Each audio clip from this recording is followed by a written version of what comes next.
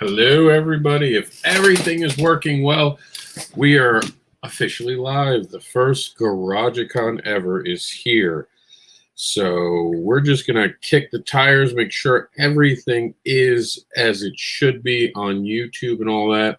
For those who don't know, and it'll be explained in detail throughout the day, we are doing an online comic book connection, actually. This is to make up for all the shows that have been missed, and we are pretty excited, honestly, to be bringing this to you. And hold on. I'm checking to make sure. Yep, we are live. I'm going to start watch party on my end. See, we'll probably wind up seeing some. Everybody, if everything is working well. All right, so here we go. This is Garag-A-Con. We're going to be inviting some people on to join us. We're going to have chat going on in a lot of places. I'm going to try to monitor it all. I'm going to be juggling a lot of things today, trying to keep up with this. So bear with me. I'm pretty excited about today, and we're all right. I just want to make sure I have everything up. Good day, Ted Davies, who's joining us. Let's see, we got some comments. Good day. It just says Facebook user, but that's actually Ted Davies.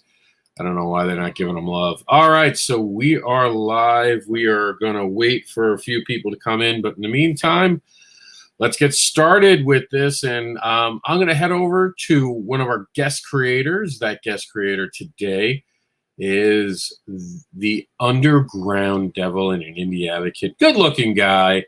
Welcome in, Rob Anderson. Take it away, Rob.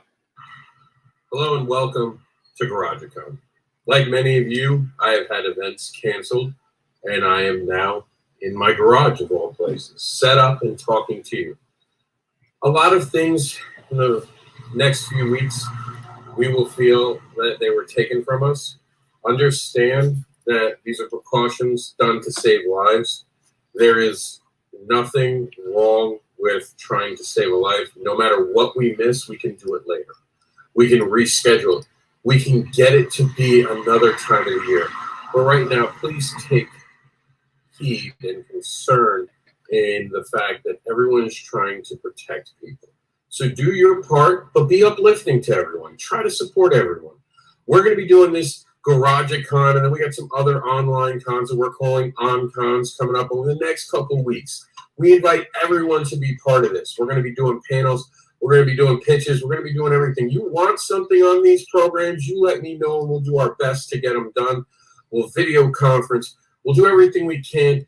We have to get past this moment. We have to rise up together.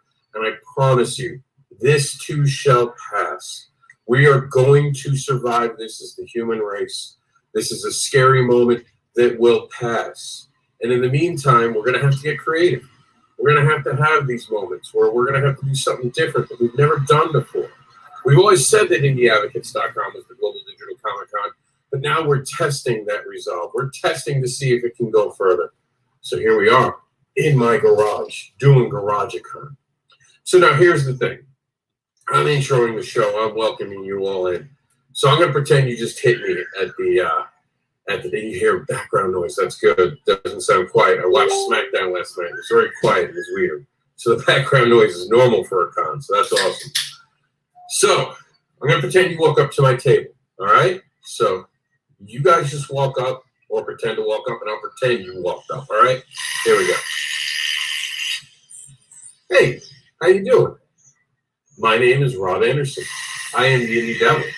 I make books about fetish, monsters, and more. What topic interests you? Oh, you want to know about the more? Well, the more is advocating comics, where I take a farting elephant and make them able to teach moral lessons in Cat Dad and Super Mom. It's an all-reader's tale, meaning that you and your family can get together and read this and really enjoy it. Now they're letting trucks into comics. So This is a great tale for you to sit down and enjoy it with your family. It's made like Looney Tunes in the way that everyone is meant to enjoy it. We also got to redo Jack's story and make it more contemporary, more fitting to the old reader's tale. And that's in this amazing flip book. You want to know what else we have for more? Well, we have The Avocator, which is the poo-poo platter of indie comics, which brings together all different creators from all different areas in the world.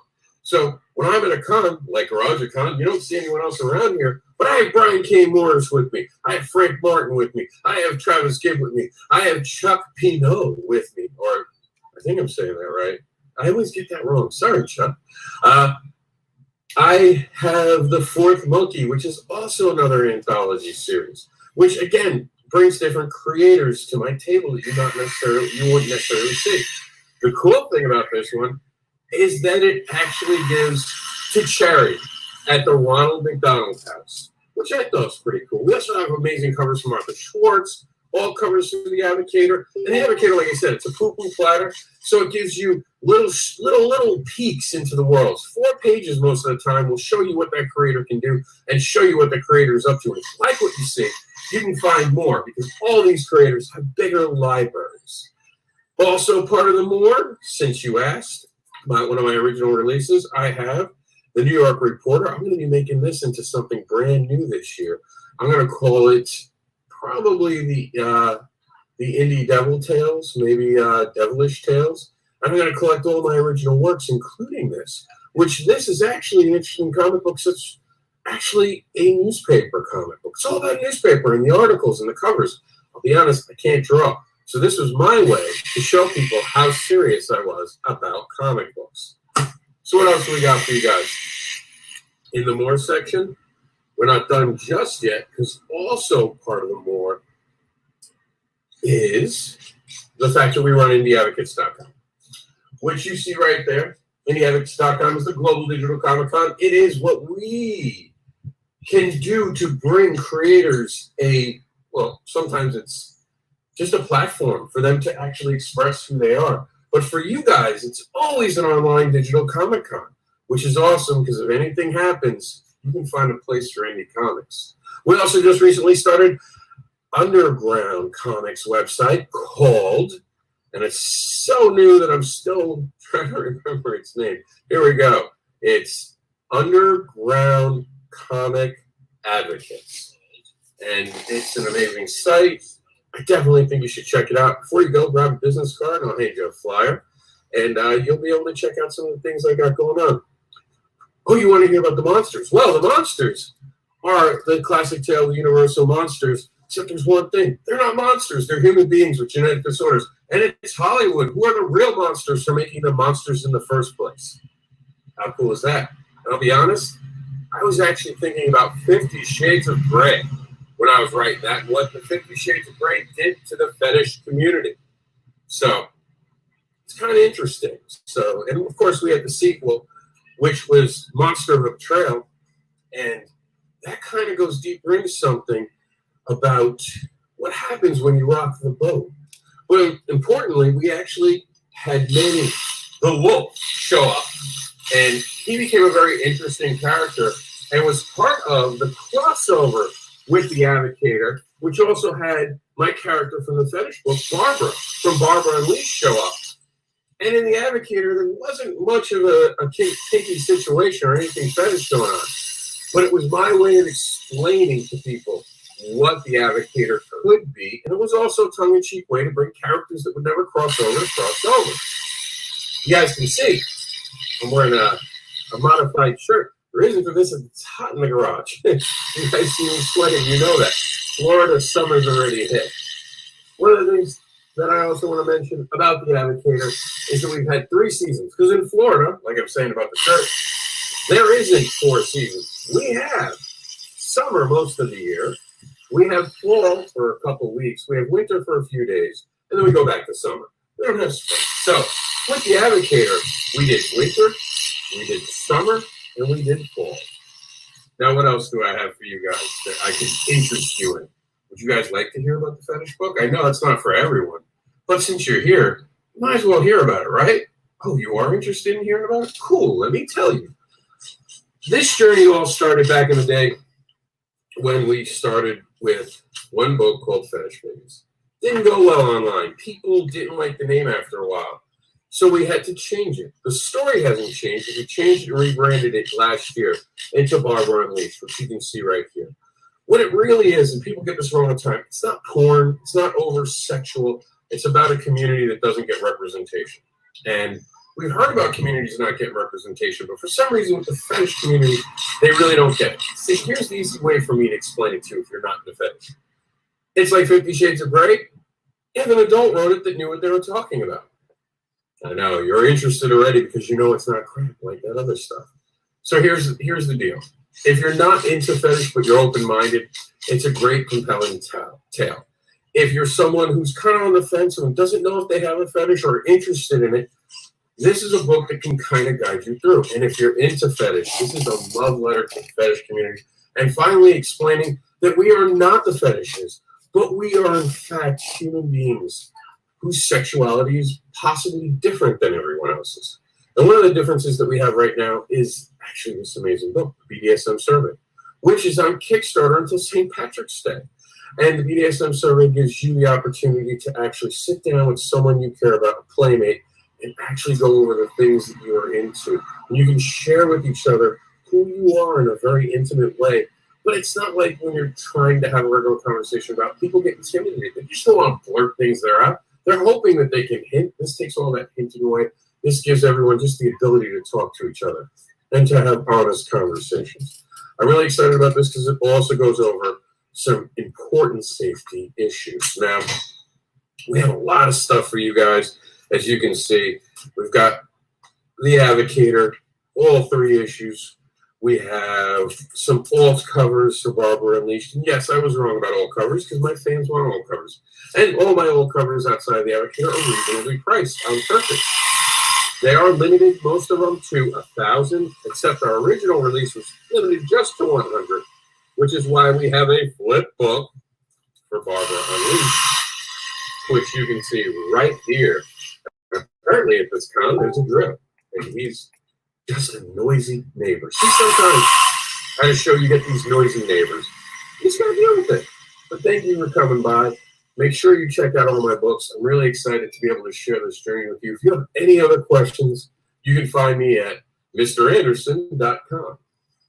So that's basically how I pitch. Obviously, I don't get a lot of feedback. Noises are normal. That's going to happen. Sometimes you just have a barking neighbor. Sometimes you got cosplayers blasting music. It's nothing abnormal. Few pointers I want to give. I think I've got a couple more minutes to be hanging out with you guys before we start. This is my intro part of the show. I do want to stress to you guys, please check out the fact that I am more than an advocate. I am an indie advocate very proudly. I've been known as an indie devil, and now I am the underground devil. The reason I'm the underground devil is because when it comes to books like Barbara Unleashed, there's just little respect for this. Another creator can make a book where they tie people up and torture them, and it's a big hit, and everyone celebrates it because, I don't know, they think it's okay to use something and kind of mock it or use it just to sell things. When you try to do something in a serious fashion, it turns out people get mad at you. How dare I talk about fetish? How dare I be that person? I am going to dare to be that person. And I'm going to continue to be that person. And I hope you guys give me the opportunity to let you into what a community it is, what fetish really is. And all of my stories, if you notice, they kind of have a string to it. Even my Fourth Monkey appearance, and mind you, I didn't make this book, I'm just part of it, but I'm still glad to be part of this amazing book. I talk about bullying. Bullying is a very important thing to me because not only did I get bullied, but I think it's one of the hardest things. And right now, as we're dealing with this awkward time, we need to really stand up and be with each other. This show is not just about me. There's some amazing creators joining me today. We're going to be doing a lot of stuff. I set up in the garage because I wanted to show you that we don't have to stop. We don't have to keep being, we don't have to stop being who we are. We keep being who we are. This will pass. I promise everyone. I thank you for tuning in, and I thank you for just watching about my stuff, which I don't talk about a lot. And I can go on longer, but I only gave myself 15 minutes. I don't want to hog the beginning of the show. So I really do hope that you guys support each other over the next couple of weeks. We will be doing that. Indie Advocates is going to be extending itself. We're going to be partnering with other sites. We'll partner with anyone that can get us to the point where we're having conversations about moving forward and moving past this, getting back to normal as quick as we can when we can. But until then, we have to find different ways to approach this. If you guys want anything that you saw today or have any questions, you can message me. We can go to PayPal. You can back my Kickstarter. Communicate. If you see something that a creator over the next couple of weeks is doing, is part of it, has released the book, message them. Please message them and ask them how you can support them.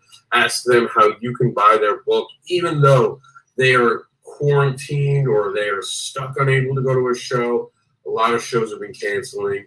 Let's continue to support each other. Let's get past this bad moment in time together. Let's rise up. Because I want to get back on the road and give some free hugs and spits. So I appreciate you all hanging out with me in my garage.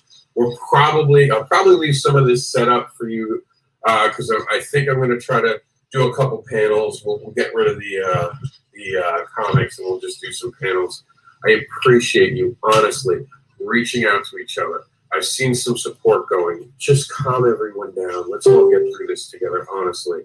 And if you see someone else doing online Comic Cons, support them. I'm calling them on-cons. I think it's a cool name. Support anything that's an on-con. Support anyone making a measure forward.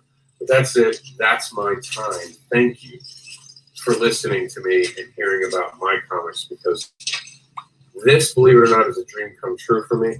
Being able to even talk to you about comic books, being able to just show you what I can do with a pen and paper when I can write my words down.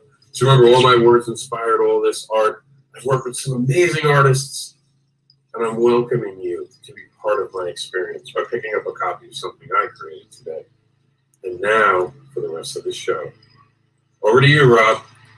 And not just over to me, but over to Mike Watson joining us, who I just kicked out of the chat room. But Mike, you're on mute right now. I don't know if that was me or you. So what's going on, Mike? And we're also joined by the one, the only, Varian Grant. So hello. What's going on, guys? What do you think of Garag-A-Con? We're all stuck in our rooms right now, right? Yeah. I think it's pretty cool. I really didn't know what to do or how to set this up. And then I saw your video. I was like, oh, shit. Let me hurry up and get back here. Yeah, I kind of raised the bar. So you're on here not just as Michael Watson, but you are also a what is the official title? I don't want to get it wrong. Publisher of Short Fuse Media Group.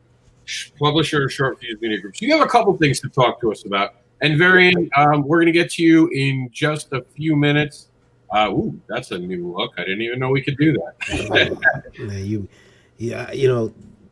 I know it takes a while to get used to some of the buttons. StreamYard, right? StreamYard, yeah. But you're giving me too many buttons. But yeah. Do you guys know each other?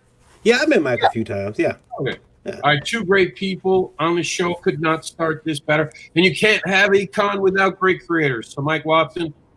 Oh, I keep getting getting rid of. Wow. You just keep. I know, like I'm cold. Mike Watson, tell us what's going on, man. Bring us up to speed on everything. Watson. All right, well, I'm going to treat this just like a comic convention, like you're walking up at my table. So, getting ready to put on the imagination cap. Boop. All right, everybody, what's up? My name is Mike Watson. I make comic books. Yay! I'm also the publisher of Short Fuse Media Group. I do a couple podcasts called Dear Creative, and I am one half of the other one called The Good, The Bad, and The Nerdy with my wonderful co-host, Katie May. I've been making comics for a while. Right now, I have 5 titles that I am the owner and creator of right now under the Freestyle Comics label, particularly. Our first book is Hot Shot. It's about a young man in college trying to prove to his girlfriend he's not cheating on her without revealing he's a superhero, but then not get kicked out of college because he's never there due to being a superhero. We're 10 issues in on that book right now. Our next book is Vigilance. Vigilance is the world's strongest superhero. She works for the government full-time with no secret identity, but she has amnesia, and she's starting to realize the government's lying to her about who she really is. Coming around the corner next is Emerald Quest. Emerald Quest is a fantasy book. And if you like Lord of the Rings, Game of Thrones, and X-Men, this is going to be the book for you. It's about a 15-year-old girl who's a military savant. She's the youngest general in her army. Master strategist, tactician, can handle any weapon, knows all forms of fighting on her planet. So she is a problem. Bringing us up in the rear is Heroes International. Heroes International is the premier superhero team in my world. They're just like your Avengers or your Justice League, with one key exception: they suck. They're the worst team ever put together. Finally, we have the Cipher. The Cipher is a collection of is a comic book collection of 2 to 3 short stories featuring new and original characters to the world of freestyle comics. What's the world of freestyle comics? That's a great question. I'm so glad all of you on the interweb have asked that. That's all 5 of these books put together in one comic universe. We also have another book called the Source Book, which is kind of an inside look to our characters and our world. Hotshot, we have 10 issues. Vigilance, we have 3 issues. Emerald Quest, we have 1 issue with 2 more issues in the whole, getting lettered and colored, so they'll be out later this year. Heroes International, we have 3 issues, and the Cipher, we're up to 2 issues, and we're halfway done with the 3rd issue of Cipher. Source Book, we have 1 issue of it out right now. So I do comic books, and you guys can go hit us up.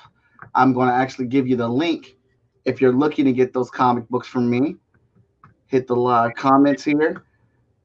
Oh, shoot. Where can I put this at? Put it anywhere. We should be able to share it, and then we'll put it on the main. Of course, we're capturing this all for Indie Advocates, so we'll throw that right onto the there it goes. It's all right, cool. Show it on the screen. There you go. Yeah, this, so, this wind up everywhere. I want to give everybody a tip. That's the website where you can order the books through Short Fuse Media Group. Order the printed copies of the book because you get the digital copy for free. There's tons of books on that website right now that you can go to and access. We're talking specifically about the FSK books. I do know from a guy, a certain editor-in-chief, Danny Cooper, that if you buy the printed copies of the FSK books, you get the digital copy free. That's a Short Fuse thing. But you also get some free digital swag courtesy of FSK. And that can range from original music inspired by the characters, screensavers, digital prints, and all kind of cool stuff like that you get just for your initial purchase. Now, you're probably sitting here like, Mike, I'm not a comic book guy, not a comic book person at all. And that's perfectly fine. I am also a print artist. I do prints. I have about 100 of them or so. So my thing is, I am the artist that drew all of the prints.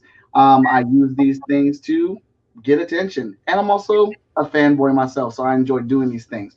But the best part that I think about drawing those prints is it gives people ideas for the other thing I do, which is commissions. I do live commissions where I will draw it by hand on paper, and you will get that original artwork mailed to you. I normally charge $75 for that commission, but because we're doing this, and I feel like this is an inaugural year for this and what Anderson's doing, I'm going to drop that price to $50. So you can message me, order a commission of a single character, full color, get your address and information, and I will mail out that commission to you.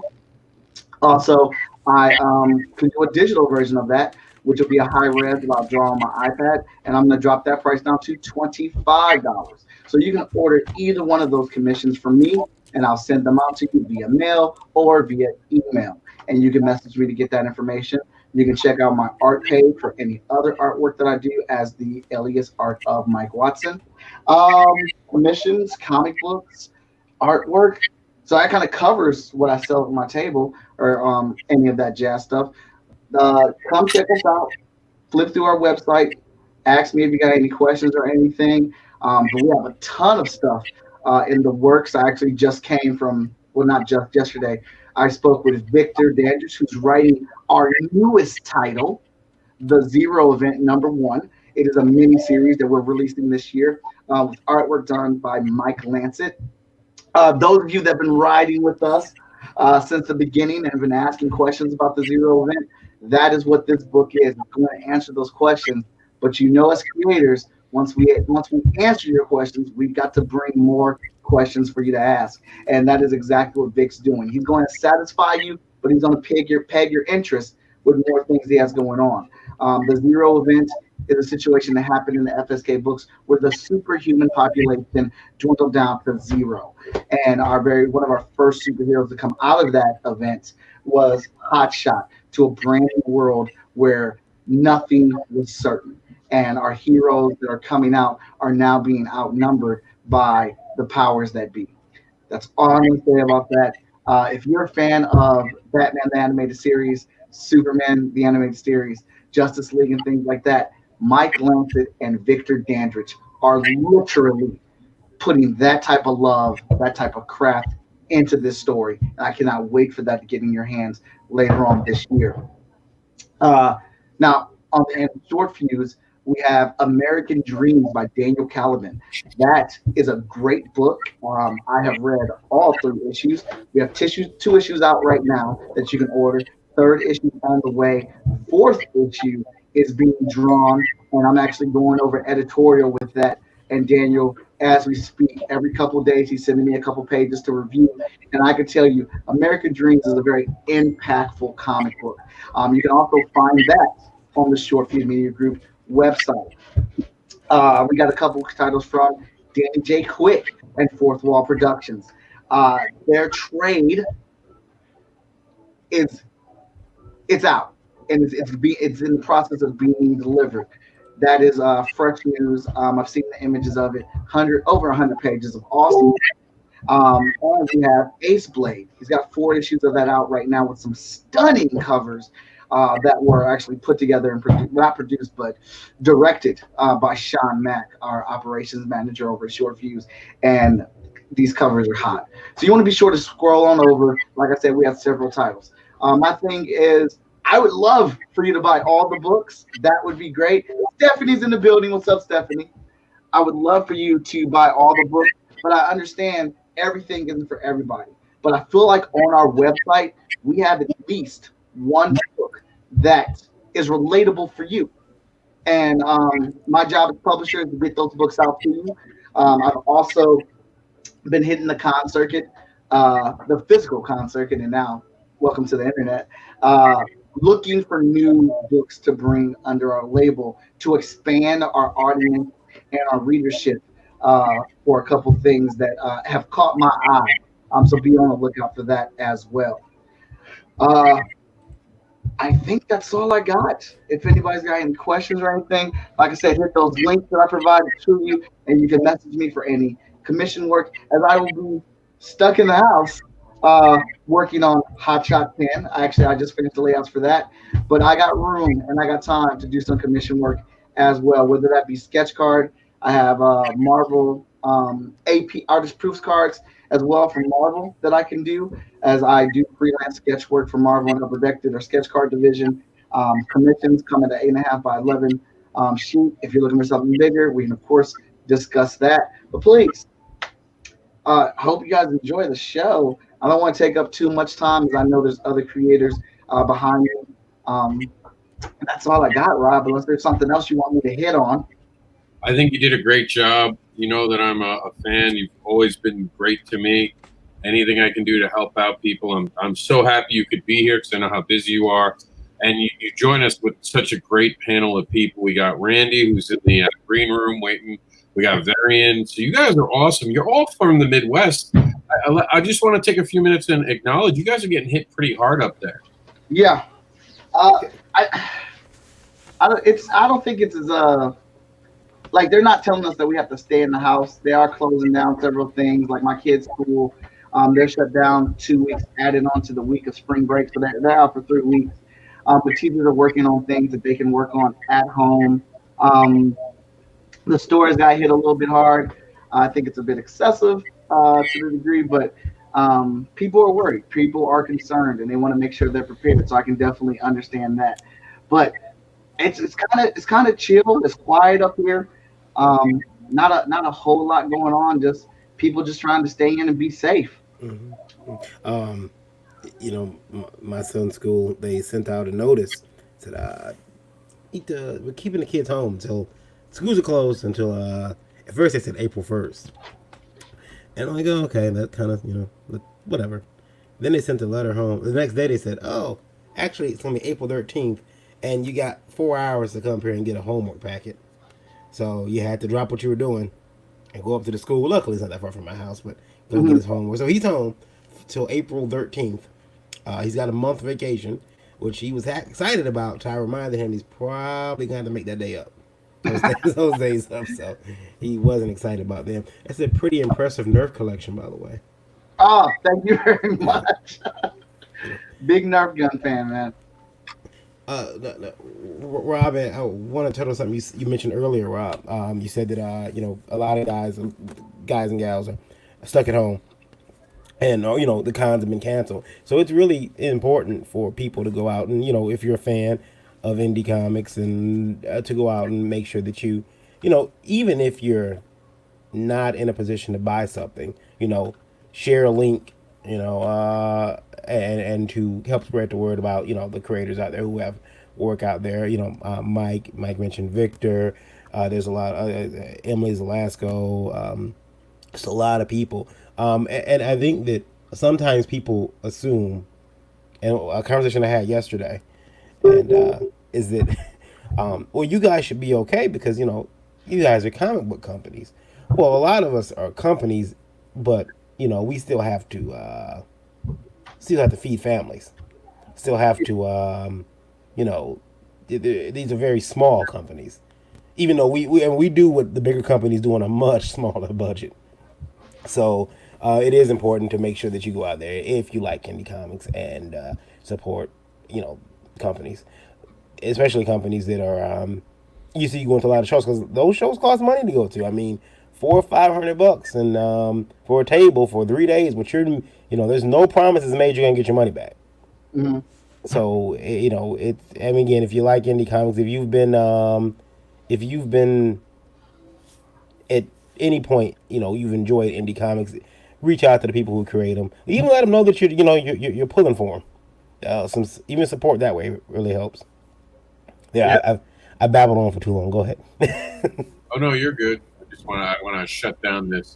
We were playing a video and it started playing another video that would be copyright. So I was like, oops, I gotta fix that one quick. I think you make a very good point. A good chunk of my income actually comes from comic book conventions, with the ability that I'm pretty proud of being able to converse and pitch and sell in front of actual physical people. And that whole back and forth that you get, cracking jokes, making them laugh, they make you laugh, finding a common ground, helping somebody pick through a book and actually be able to physically flip through that book and try that out to seal the deal on those purchases. So you got to appreciate when people like Rob, and I know there was another Russell No T. Huh? Russell No T. Yes. Doing an actual online comic book convention too. So you gotta shout people out like that. And thank you, Rob, for actually for doing this as well. Give me the opportunity to be on here to pitch my stuff or whatnot. And like Rob's showing video trailers for my comics right now. And it's just now hitting me like, well, this is actually a pretty cool thing that should be done more often just when we're trapped in the house. Ain't that the truth? It was so weird.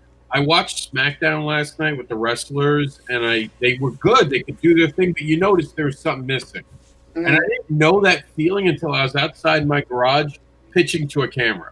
And I suddenly felt it. I felt, and you could see in the video where my energy's up. I'm really happy with it. But I don't know how to pivot because I'm not looking. Normally at a show, I get to look at a person in their eyes and I know where to go, what the conversation should be. And now I'm cold pitching to this person who, we've all done it, the person has no expression. And then, ironically, they always buy. Have you guys ever noticed that? Like the stone cold person who stands in front of you for 15 minutes, at the end just says one thing they want, and that's it, and they leave. Yeah. Mm-hmm. Yeah. I will take your fetish book. Thank you. But yeah, it's definitely interesting times. Randy, are you with us? I am here. Randy, I'm sorry. Real quick, I may step on you, Randy, but step on me. I'm actually talking to myself in the stream window. I just put up some digital graffiti there because you're sharing your Facebook screen, so I see myself. So I'm like, hey, that's cool. It's like it's a new world we live in, a digital graffiti. So yeah. You should, might want to close your Facebook messages before you dox somebody. Yes. Sorry, guys. I'll talk with you guys, but I hate that about Facebook. It opens things without me asking it to. Mhm. Every time I'm live, I go to Facebook and suddenly the groups didn't have anything open, but suddenly this is all there. Mhm. But Randy, what do we do at this point? I know a lot of people are scared. I know a lot of people are afraid. And I know you've been impacted, especially, I know, greatly by this. What do we tell the people who are we don't know what's going to happen next? So how do we calm people down? My wife and daughter were impacted at 5 a.m. this morning when they figured they could get to Myers to actually buy some supplies, and there were none. The wife took pictures because she couldn't believe how empty the store was. I mean, not of people, but of stuff to buy. Yeah. So, well, the big thing is not to panic. That's too late. Yeah, too late. That's too late. It's like it's too late. We're hitting the farmers market. They're out again. They went home, slept for a couple hours. Now they're out hitting Aldi's and I think it's Sam's Club that they're heading out to see if they can get some supplies. I said, get rum. That's what I said. I keep telling everyone, just get vodka for hand sanitizer. There you go. More sanitizer than vodka. We've had a small bottle of Fireball, I think it is. That thing tastes like cinnamon, which leaves a bad taste in my mouth. But we looked at it and says, makes great hand sanitizer. I see, Randy. How many Russians out there are sick right now? You're not finding many because they're all still drunk. No, yeah, that's true. But it's not the fact that people are sick. It's that people are panicking now to try to keep from being sick. Yeah, and it's misinformation. Please, I stress to every one of you: don't listen to everyone on Facebook. They're not doctors. Yeah, there's a lot of crazy panic out there, but we're all safe here. You know, everyone just got kind of it's all good. They're saying now that the real people that you have to be afraid of are the older folks get hit with it real hard. If your immune system's up, you pretty much don't have anything to worry about, even if you contract it. It's just that they don't want you passing it on to somebody that might actually get hurt by it. Yeah. So you stay away from sick people. Hey, who knew? Yeah. The state of Michigan sent me something from because when you register a business, I guess they send you, they put you on their big email list, and so they send you all these documents. So they've been keeping me up to date on the coronavirus and what they're doing. But one of the last documents they sent me said, stay away from sick people who are sick. Yeah. and I'm gonna take a screenshot of it and post it on my Facebook later. Stay away from sick people who are sick, and I'm like, what? Like, fairness, I guess they could be a reference to the fact that there are people who are normally sick that aren't sick with the flu, like people with cancer, people with autoimmune deficiency. They didn't word it eloquently at all. They tripped all over that, but that's that's what Monica says. She's got somebody she works with that has zero immune system, none. Yeah. She contracts it, she's gone. Yeah. So you gotta be careful. You gotta be considerate of others. If you're sick, stay home. Right. If you're coughing or you're sneezing a lot, just stay home. Mm-hmm. You don't have to go anywhere. They're not telling you to go anywhere. Mm-hmm. And there's no place for you to be anyway. What are you going to do? Go see a movie? Theaters are closed. Yeah. The only thing you need to do is, most of them. Yeah. Well, did you see that AMC put out that no one is allowed to be in a full theater anymore?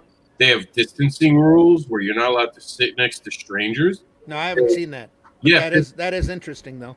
50% occupancy rule unless the theater itself can hold more than 250 people. Then it is capped at 250 and split it at half by 125.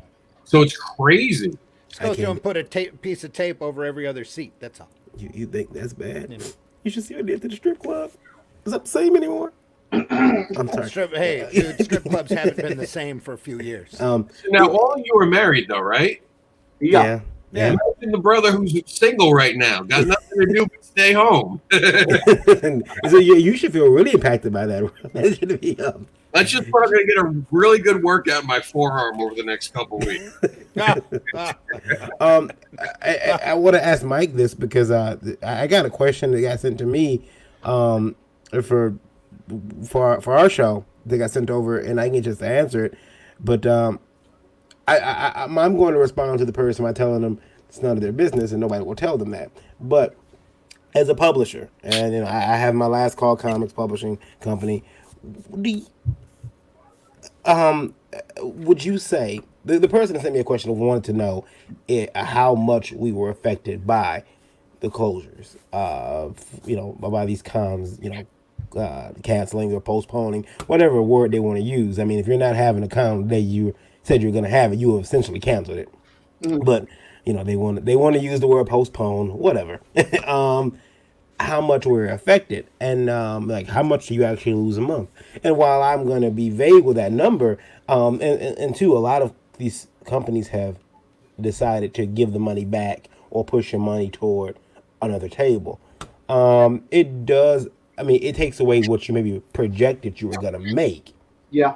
Oh no, so, they've cut into.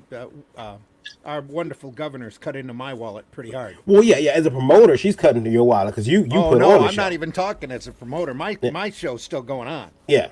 I'm stuck because I'm in a farmer's market. Even if they, the governor would have to extend the 250 group rule past my appearance date in order for me not to have my show at this point.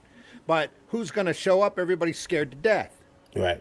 That's the next question. That's the question we're fielding now. So but it's a matter of just trying to give some calm out there and go, hey, we're just going to be here and have a fun time.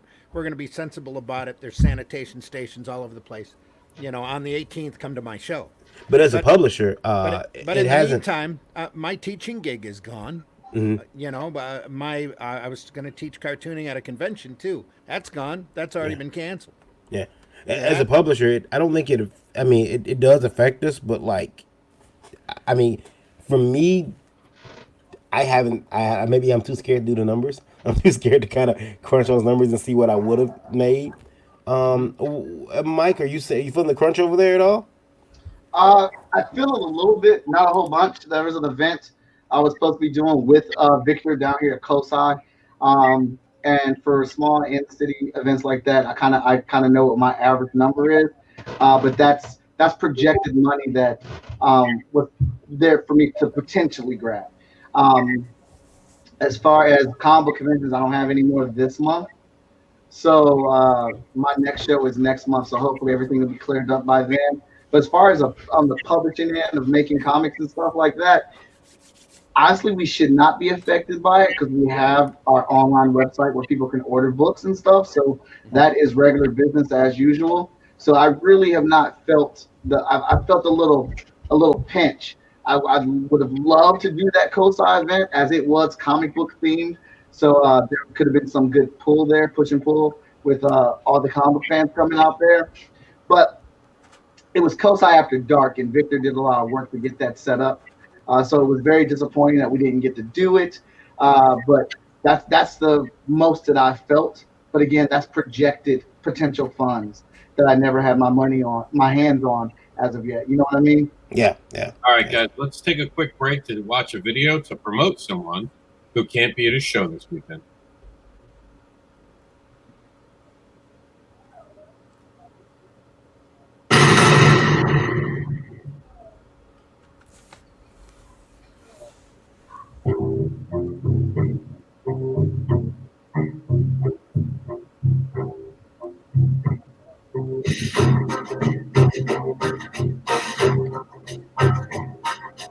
In a world full of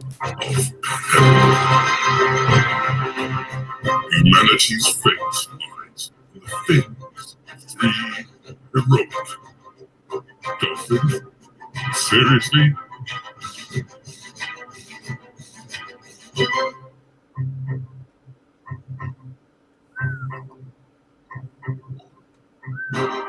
Brought together by destiny. A destiny with death.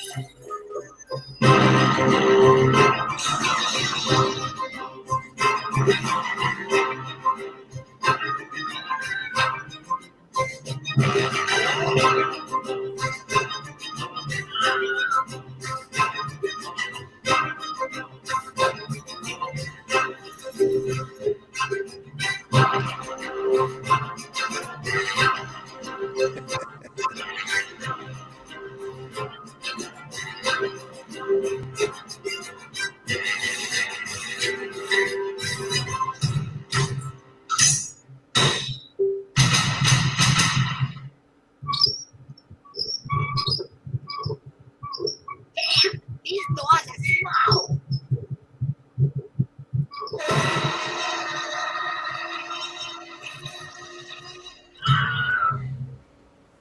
All right, so let me ask you guys a question. This is an important one, and this goes off of what we just saw. Is it okay to be funny right now? Is it okay to make jokes? Is it okay to have a sense of humor? Because there's a joke I want to say, and I'm asking you all because this is probably a bad joke, but I'm going to make it anyway. But I first want to hear what you all think. Is it okay to still have a sense of humor? Yeah, I think so. Oop, YouTube. Mike, you're muted. Mike's mic is muted. I'll jump in on Mike then. Hell yeah, it's okay. What the heck? If you Yeah, I can't think laugh right now, when can you laugh? Yeah, I think it's perfectly fine to have a sense of humor as long as everyone is being self-aware and cautious to the extent that we need to be to help not spread the virus, to make sure that everyone's safe. Like, why not fucking laugh, man? Like, Okay, so here's the joke. Who wants to get in on a pool for the older celebrities who dies first from the coronavirus? Oh, that's mean. That's Oh. not a joke. and then Rob goes over the line. Yeah. Celebrities, nothing. Let's start the pool about politicians. No, that's not a pool. That's a wish list. That, There's- well, there you go. that's the difference. See, that might be funny. You know, I tend to think this whole coronavirus thing is look, everybody pretty much everybody who knows me knows that I'm a fan of musicals, which is pretty weird, I know. And I know every line of Rent, the musical, front and backward. That movie was training for this. Of course, they had AIDS. We have something completely different. And it's even that movie like everybody's catching AIDS out of thin air. But we have this virus now. As artists, we know how to stay in the house. We're okay. Writers, creators, we're always in the house. We're not going to go out there and catch anything. Hey, and they said the geek show here to Earth. This is how. We don't go outside anyway. Right. I saw a meme yesterday, which was my favorite one. It had at the top that everyone needs to stay in the house to avoid the coronavirus and stop the spread of it. And then it had an image of Smart Hulk from Endgame, and the scene he had gamer headphones on, and it was like I was made for this. Yeah. Gamers in the house. I think that's one income that's definitely not taking a hit. That probably will have bonuses over these couple of weeks is online gamers, the ones that are streaming their stuff. I think they're going to cash in over these next 3 weeks. Especially since Comcast just announced they won't cut anybody's service 60 days. Yeah, I was just going to bring that up. Did you guys see that all these companies? They must have gotten a tax break. Let me tell you what happened. All the data capsules. Go ahead, Mike. Stream every day. We're going to get together every day, guys, for hours at a time just to talk about nothing. Just to make Comcast pay for every overage I've ever had. Yeah. I think that's hilarious. Now, I'm probably putting myself out there, but I do pay my cable bill late. But the actual lateness that the cable bill will go without them cutting off is 60 days. Yeah. That's kind of already their little rule that they give us. So them saying we're not going to cut your stuff off for 60 days, dude, you're doing what you already do. Yeah. Well, I guess That's like DC saying that they're going to stop doing conventions. Yeah. Dude, you haven't done conventions and what you do. I don't know if you do Emerald City, but if you do, man, that's a rarity. Well, see, the trick is just to wait and see what they're going to do. Like, wait till the last day. Like, you're not going to cut my cable off now. They can't cut it off. So, now you just get to sit and look at them and say, well, it is what it is, guys. Cut it off. I tested the theory. I tested the theory. I'm like, okay, let's see. I dare you. And nope, it's still on. I'm like, okay, well, here we go. Now, if you guys hear from me tomorrow, you know that they're like, we saw your little video. We made an exception for you.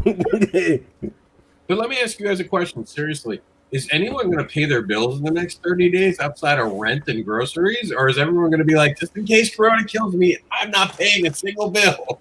No. That might be a personal plan. That might actually just be my personal. It's business as usual around here. It depends on what I can get away with. You know. No. What I can decide I'm not going to pay. I mean, you know, I'm cheap as it is. You know, I'm always looking for cost cutting measures, and this virus gives me a perfect excuse to not pay certain things.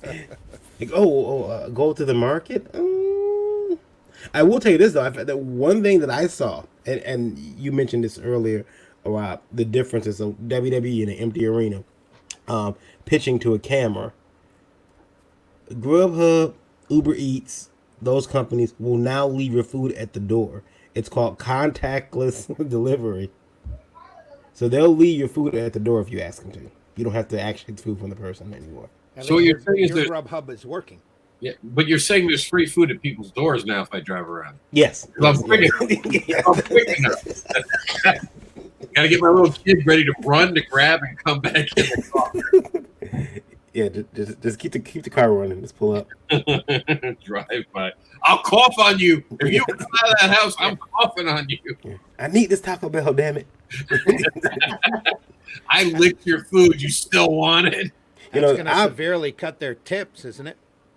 Oh, yeah. I mean, if you tip them. If you tip You them. have to Yeah. tip them. You have to tip something. Well, no, I guess you don't. But Yeah. they make it to where the tip is the Is in- first yeah. thing you have to pick before you pay. I'll be the I don't deal with Grubhub that much. So. yeah. That'd be. I still drive to the store, Marion. I ain't Yeah, got. I'd still go get Don't my drive own to the damn store. food. Yeah. There is no delivery money at my house. There's walk your way to the store and get the food. The biggest problem with me though is if I did that, if I was robbing somebody from their food, I'd be running with the food like the Taco Bell. As I'm running, I'm like, "Oh, this is diet. This is diet. Ew, gross." You know. You knock at the door, yell at them. What are you doing Taco Bell and diet for? Why are you lying to yourself? Yeah, you almost killed me, sir. I can't even steal your food. Yeah, I'm horrible. Yeah, and Rob, I would tell anybody to don't forget, just because you can't go to Comic-Con, don't forget all those wonderful Kickstarter and Indiegogo campaigns out there right now. There's a bunch of them. Speaking of which, let's watch one. We have loaded up. Let's watch Dust County Chronicles then. All right, this is from Joel Rodriguez, and here we go.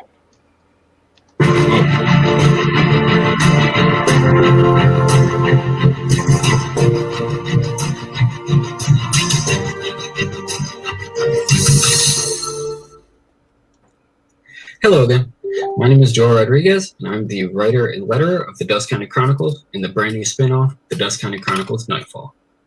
In the first 2 issues of the Chronicles, we were introduced to the twisted towns within Dust County through a collection of 8 tales of terror, short stories that caused us to question what we thought we knew about the stories of our past.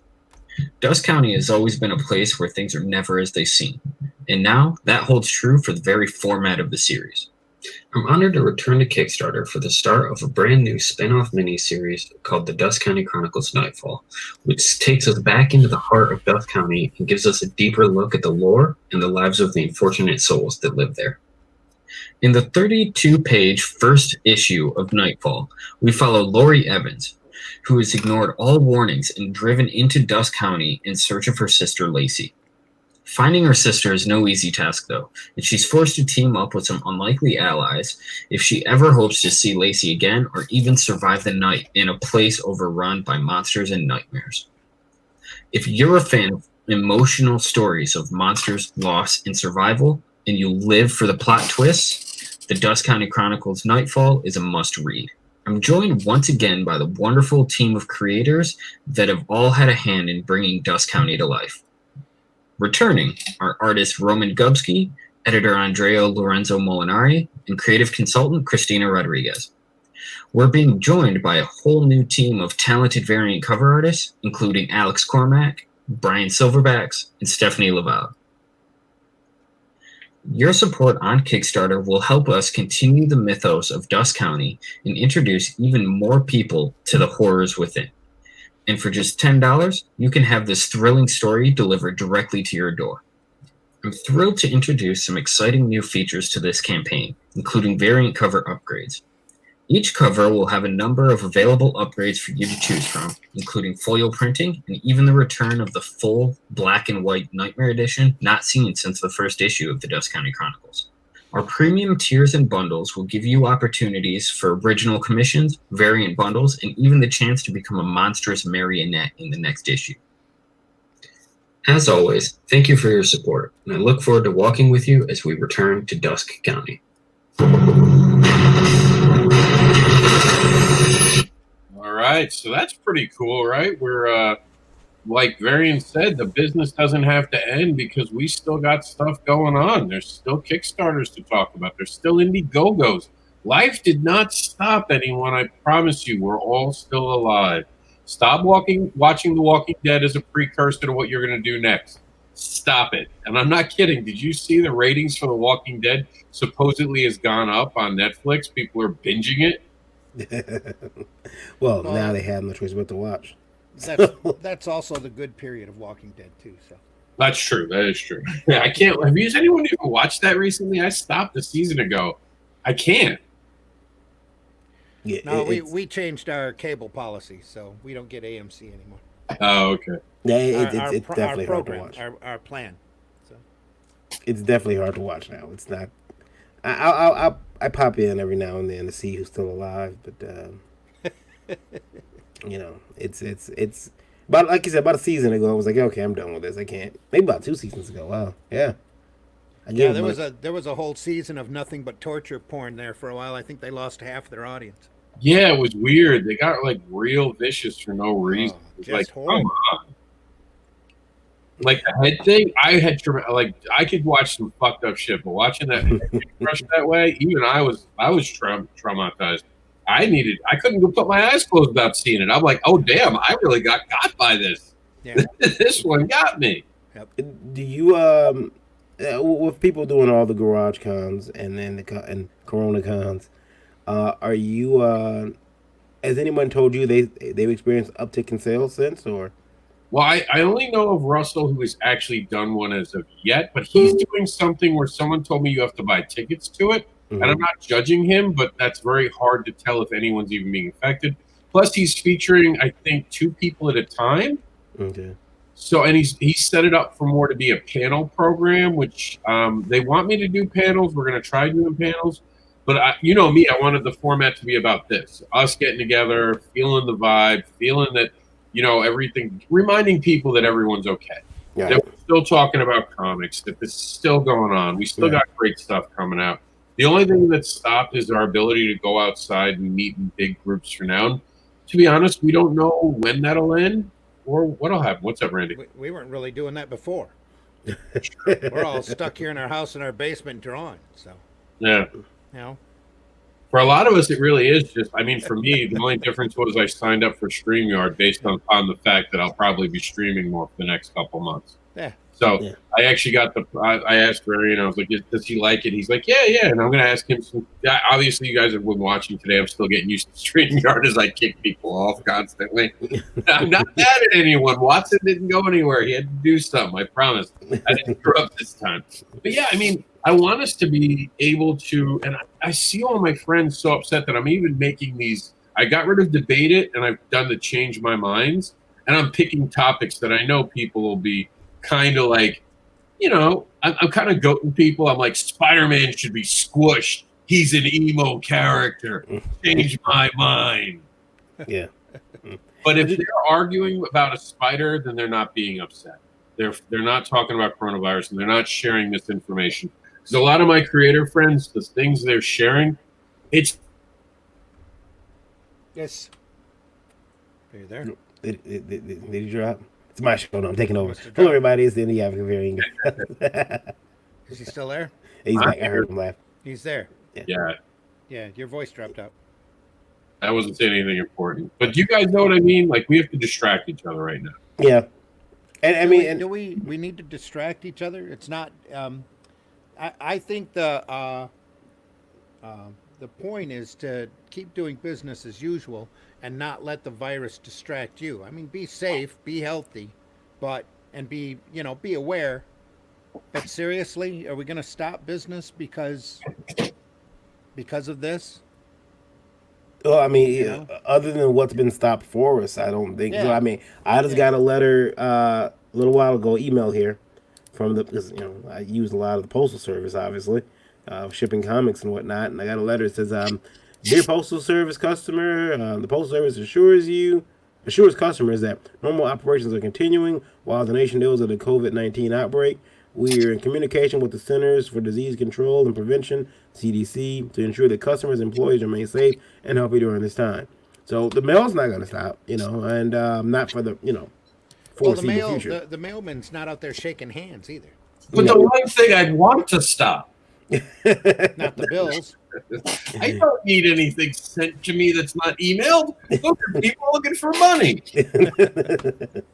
You're right about that. They're right about that. They can It's keep not those stopping bills. the spam callers. I'm sorry, Varian. I didn't mean to step on. Oh no, yeah, you're right. I mean, the bills are coming, but yeah, the spam callers won't stop, Randy. They're still.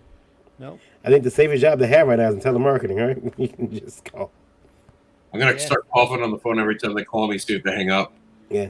You can get on the phone now, right? Now, I did see it, and I don't want to spread misinformation here, but I ran across a video yesterday. I tried to share it with Randy a bunch of times, but it would not show up. And That was the attachment unavailable? yeah, a guy was stating that, and this is a little conspiracy theory, that there is no coronavirus, that what you're seeing is the results of the 5G towers that went active in Wuhan first, in Hubei, which is they're fully 5G across the city, and they put up some pretty good theories. Not that you have to believe it or anything, but it was a pretty interesting video they put up. They shared on Facebook. It's been since removed, and Facebook is doing. They removed it with no reason. Like normally they give you a reason why they pulled your video, or they'll show you. Like I seen Facebook will go under a video and say, "We're removing the video because it contains," or not removing, but this video contains untrue information, or this photo contains false information. Yeah. But they didn't do that to this video. They just kind of took it down. So, all right, Barry, quick question. Yeah. World round or flat? I'm gonna go around. Okay, so you can on the show because you're starting some stuff there that was starting to work. No, yeah, I'm gonna go for round. I'm gonna go for round planet. I don't know anymore. 5G towers, they're not giving you anything that's going to make you sick. They're just frying your brain and you're going to die suddenly of a stroke. Completely different. Completely different. Let's not despair in misinformation. The 5G towers, though, might very well kill us all, so this won't be a problem anymore. Because now we're using our phones more and just nuking ourselves. So coronavirus won't be an issue in a few weeks, kid. So if you're worried about what's going to happen next, let's check out Freak Show Princess. Mm-hmm.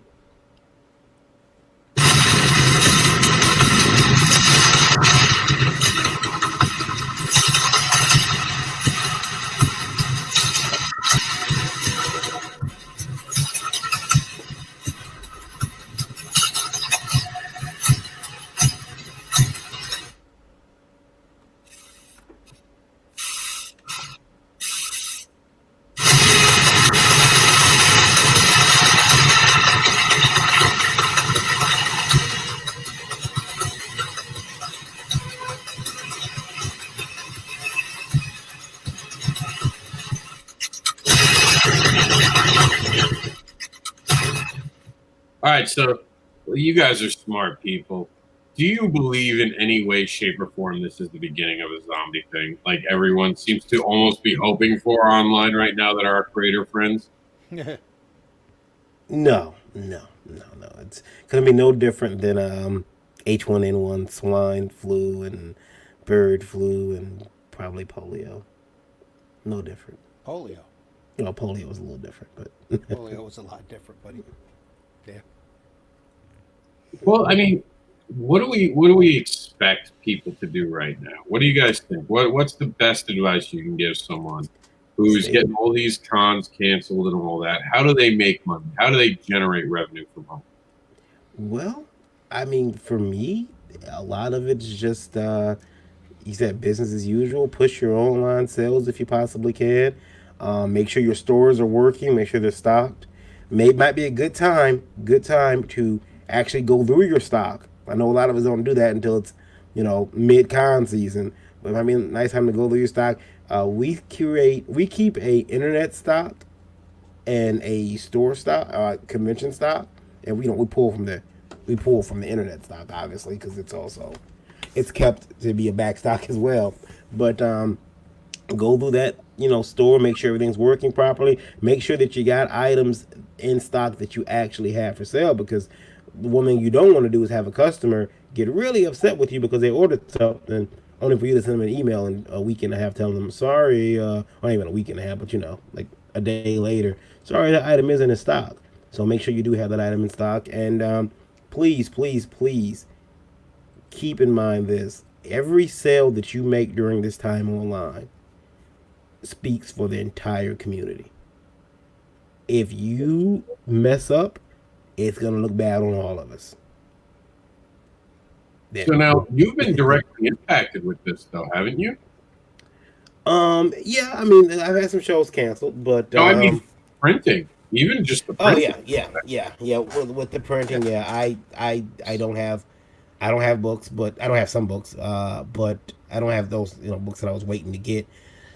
That type of thing, it was weird. You've heard that saying that when your neighbor doesn't have a job, it's a recession. When you don't have one, it's a depression. Yeah. So when I didn't have books, or when I wasn't getting stuff from China, and I had other items come from China too. I had other products, stuff that that I use for like Indie Vote, for example. Yeah, that I do. Here's what I was. Yeah, I when I don't have those like, it wasn't a big problem at first. It was like, okay, this sucks, but I understand people are sick, and I'm not gonna put. I mean, I care about other humans. I don't want anybody being sick. Plus, I was doing the research. I was finding out that the virus could live on surfaces. So, I don't want a box coming here to my home, contaminated, and now I'm bringing illness onto in my home and sending it out to fans and people who I didn't want to do that either. But now the problem that was happening over there is happening here, happening in our country, and so now we're directly affected. It is the only thing you can do is just keep your try to keep yourself healthy. Keep yourself healthy. Don't make any unnecessary trips. If you can not see that movie for 2 weeks, don't. If you don't have to go somewhere, don't do it. They canceled a concert my son was gonna have at his school. They canceled it. And it's probably for the better. He was disappointed, and I'm sure many children were disappointed, and their families. But we got to take into account the community's health right now. That's true. When we get back in a minute after watching our next featured guest project, we're going to reintroduce ourselves because we're at the 1 hour mark, and that's what they do at WWE. It's a big deal. So when we get back from watching this steak promo, everyone will introduce themselves and how you can follow them. And we're going to be joined by the indie darling in just a few minutes. So just check out Steak in the meantime. And let's see if we can get you to take steak in steak. I promise it's playing. My pun didn't Hey everyone stop out there in Kickstarter land, I am David Byrne. I'm the author of Shady Place the novel and the writer of the comics The Couch and Spider-Man, who's hanging out behind here. But today I'm here to talk to you about my latest creation, Steak, and this is our Women of Comics cover collection Kickstarter. I'm not going to go too in-depth on the details here because there's a lot of information available in the campaign below this video. Steak features 2 really strong female characters in Vampire Hunter Angel, or Steak as she likes to call herself, hence the title of the book, and the ancient vampire Jessamy, her partner in the Vampire Bounty Hunting Union. This Kickstarter features the artwork of some really amazing female artists from all over the world. And frankly, I'm honored they chose to work with us on this project. We have 8 different covers and vastly differing styles available in regular trade dress, virgin, and foil editions.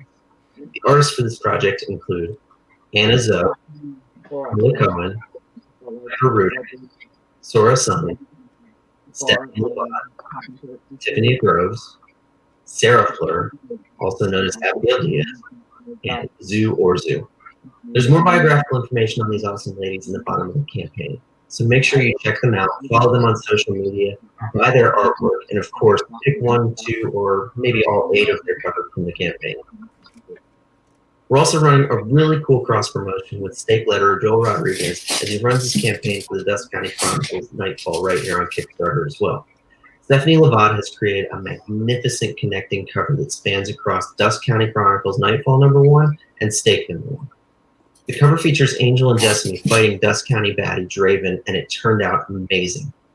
If you back both campaigns for the physical tier of $10 or more, you'll get an 11x17 poster of the entire image. For this campaign, we have both physical and digital tiers.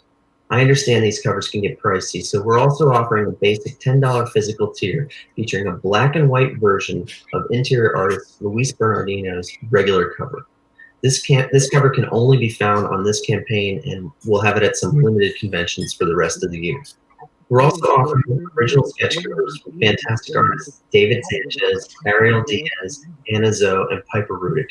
These will be on exclusive Stake #1 white or black sketch covers that you can only get from this campaign. Before I go, I want to share one more really cool tier for this campaign. Do you want to see yourself in Stake? Maybe you can get yourself hacked to bits. Beth and Steve did, and they loved it. I don't have the stomach to see it happen to me, but maybe you do.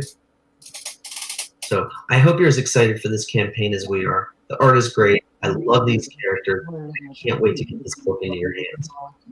Please feel free to reach out to me with any questions via email, social media, or this campaign itself. Thank you so much, and we'll see you in the campaign. All right, let's go down the line. We'll start off with Chuck, who's giggling in the background. What's going on? Chuck. How you guys doing? Chuck Pino. Introduce myself, or what are we doing here? Yes.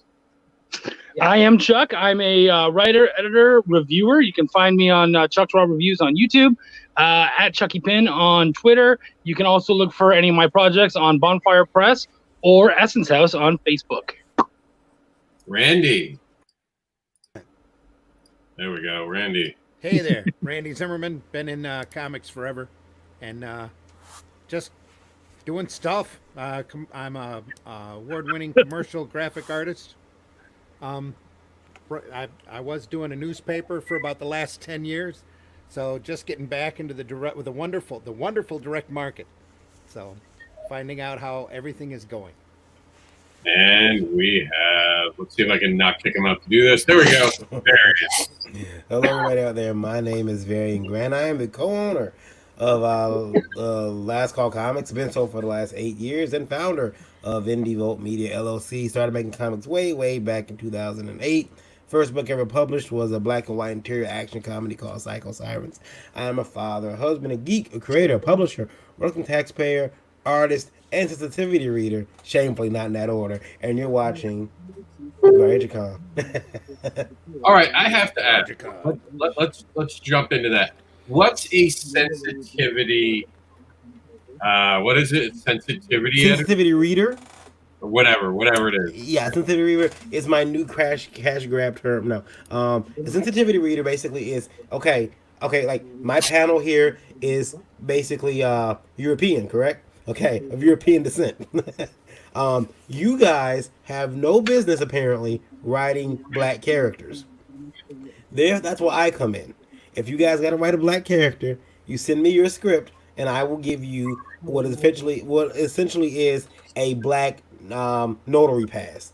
Let you know that the other black people know that I have read your script and I have signed off on it being sensitive to our issues, and that you've checked your privilege. Okay, Varian, who are you reaching out to when you're writing something about a white person?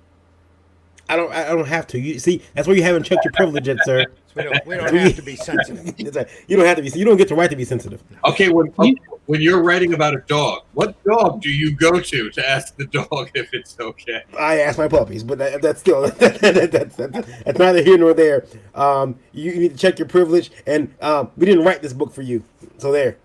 Well, and you know what? I've been on projects where we used sensitivity readers.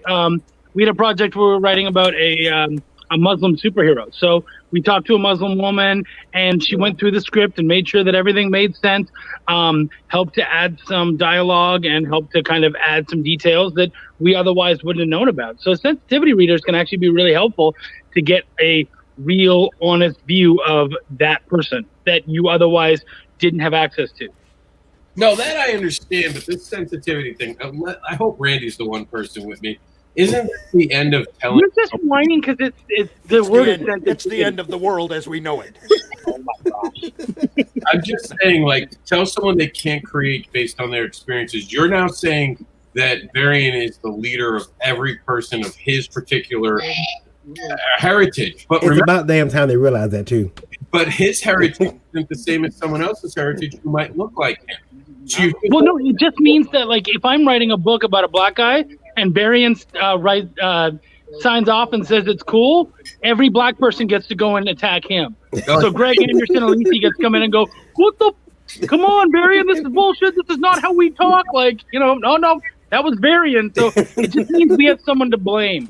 So yeah, I'll hire Varian. Right. That sounds right. That pretty much is it. So wait, so that's like when I go on Indie Vault. Everyone blames him instead of Yeah. Mike. So when I write about fetish, I'm going to make you my guy, and that way they can blame you and not me. Yeah. Mike, what do you think about a sensitivity editor? Do I need one? Yes, I probably do. Does someone else?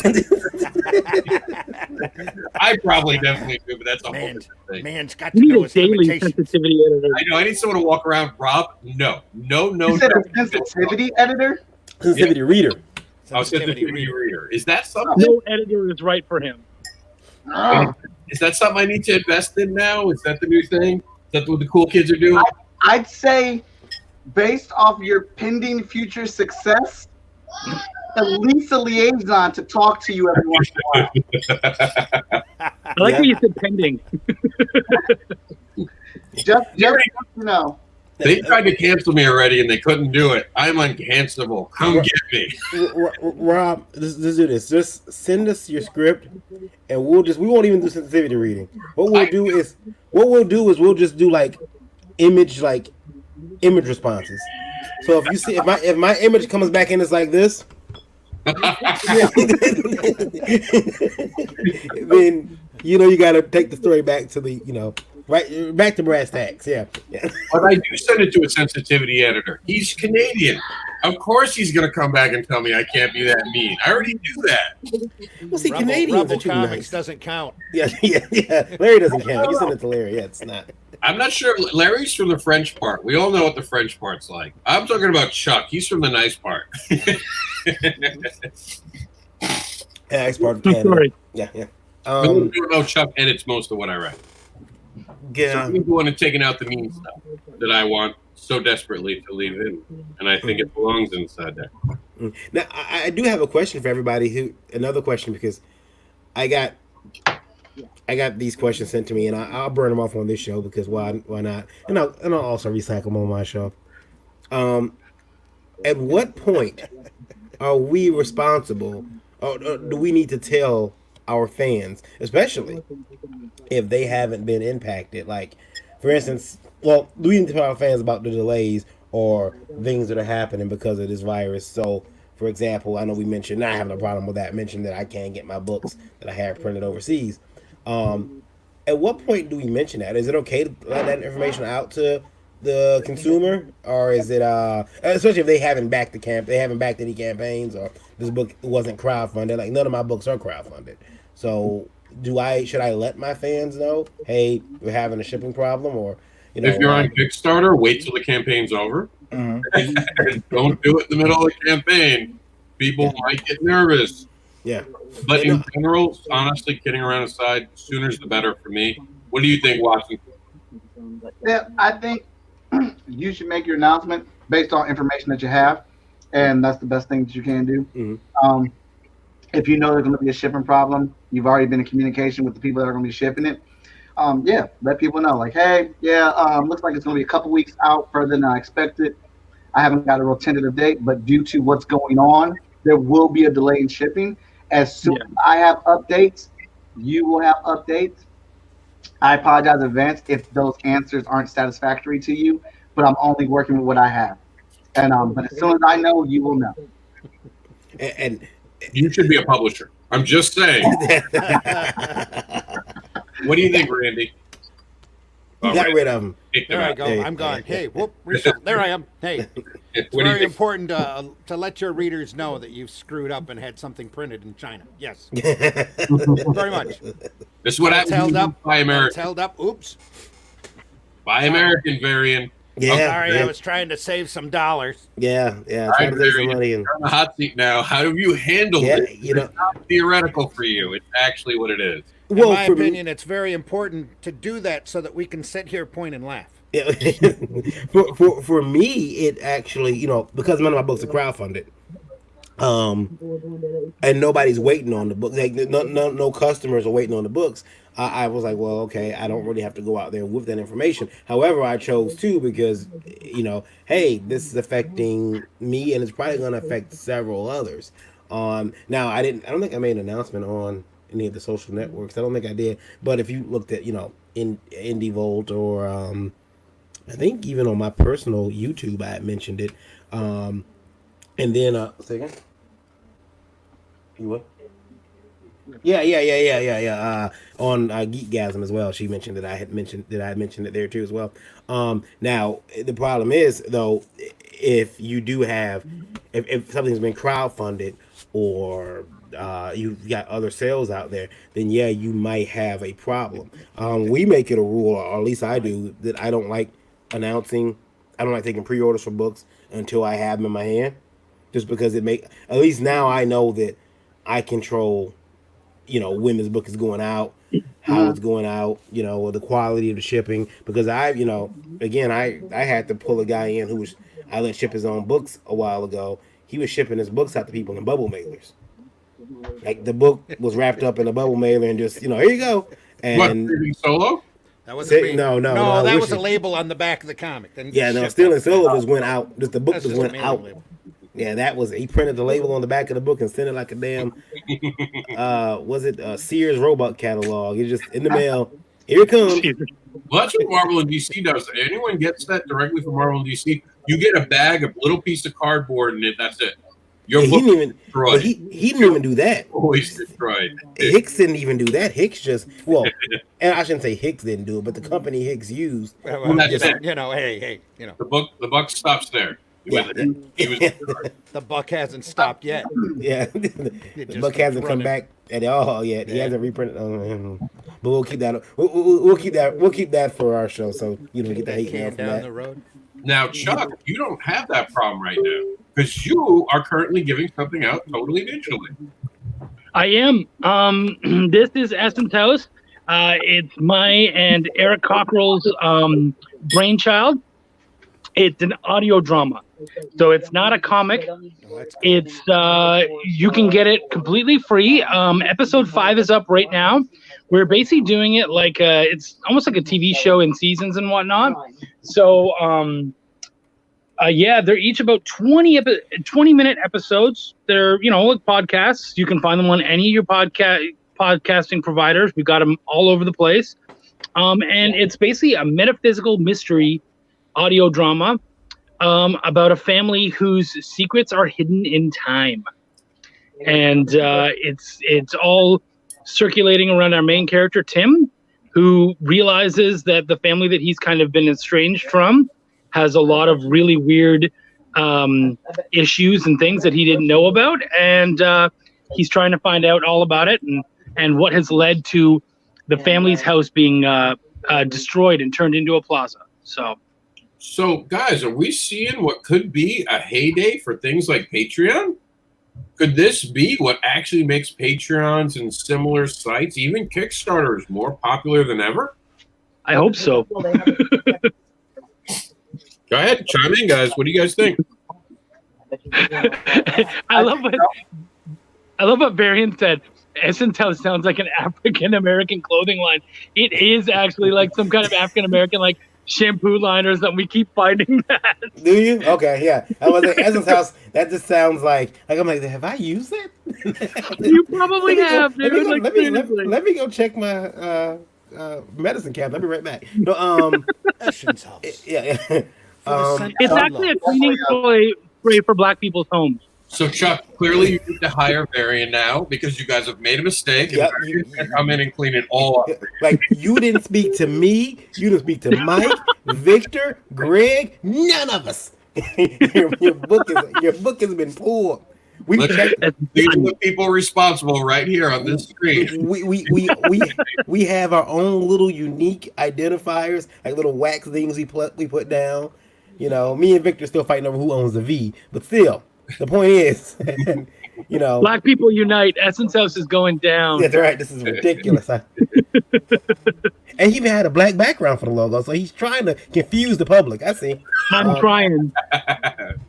That's why it's an audio drama. You can't even see our faces normally. So. Mm-hmm. Yeah. Who's doing the voices, Chuck? Yeah. I honestly haven't seen the guy, but I'm pretty sure he's a white dude. Oh no. Yeah. Watts just left. He was like, "I can't handle you anymore, Chuck." He's on the phone making some calls right now. You're gonna get a call, sir. You're gonna get a call. You're not gonna like it. I had to eat this sandwich. I just didn't want y'all to see me picking out. Yeah, he was choking on his own rage. That's what he was doing. You're not fooling us. That was a spit take. You had to leave the camera. He's like looking up Chuck right now. Who is this guy named Chuck? Yeah. I just had to hang up the phone. I think it was the NAACP. Yeah. The Canadian chapter. You know you're in trouble.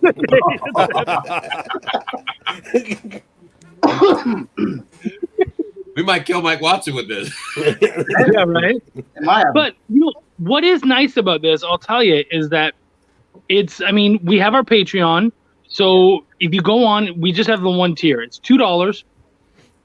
And for $2 a month, you get your episodes 2 weeks early. So even though everyone else can listen to episode 5, episode 6 is on our Patreon.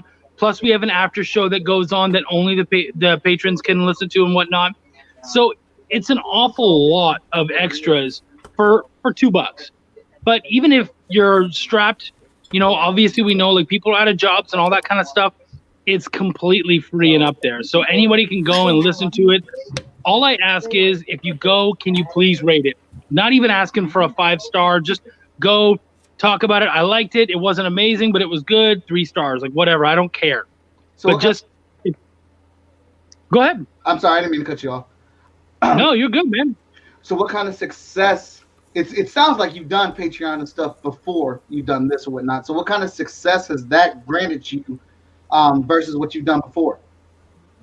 So I haven't done Patreon. This is our first step into it, which is why we probably only have the one tier. I have done like Kickstarter and stuff before.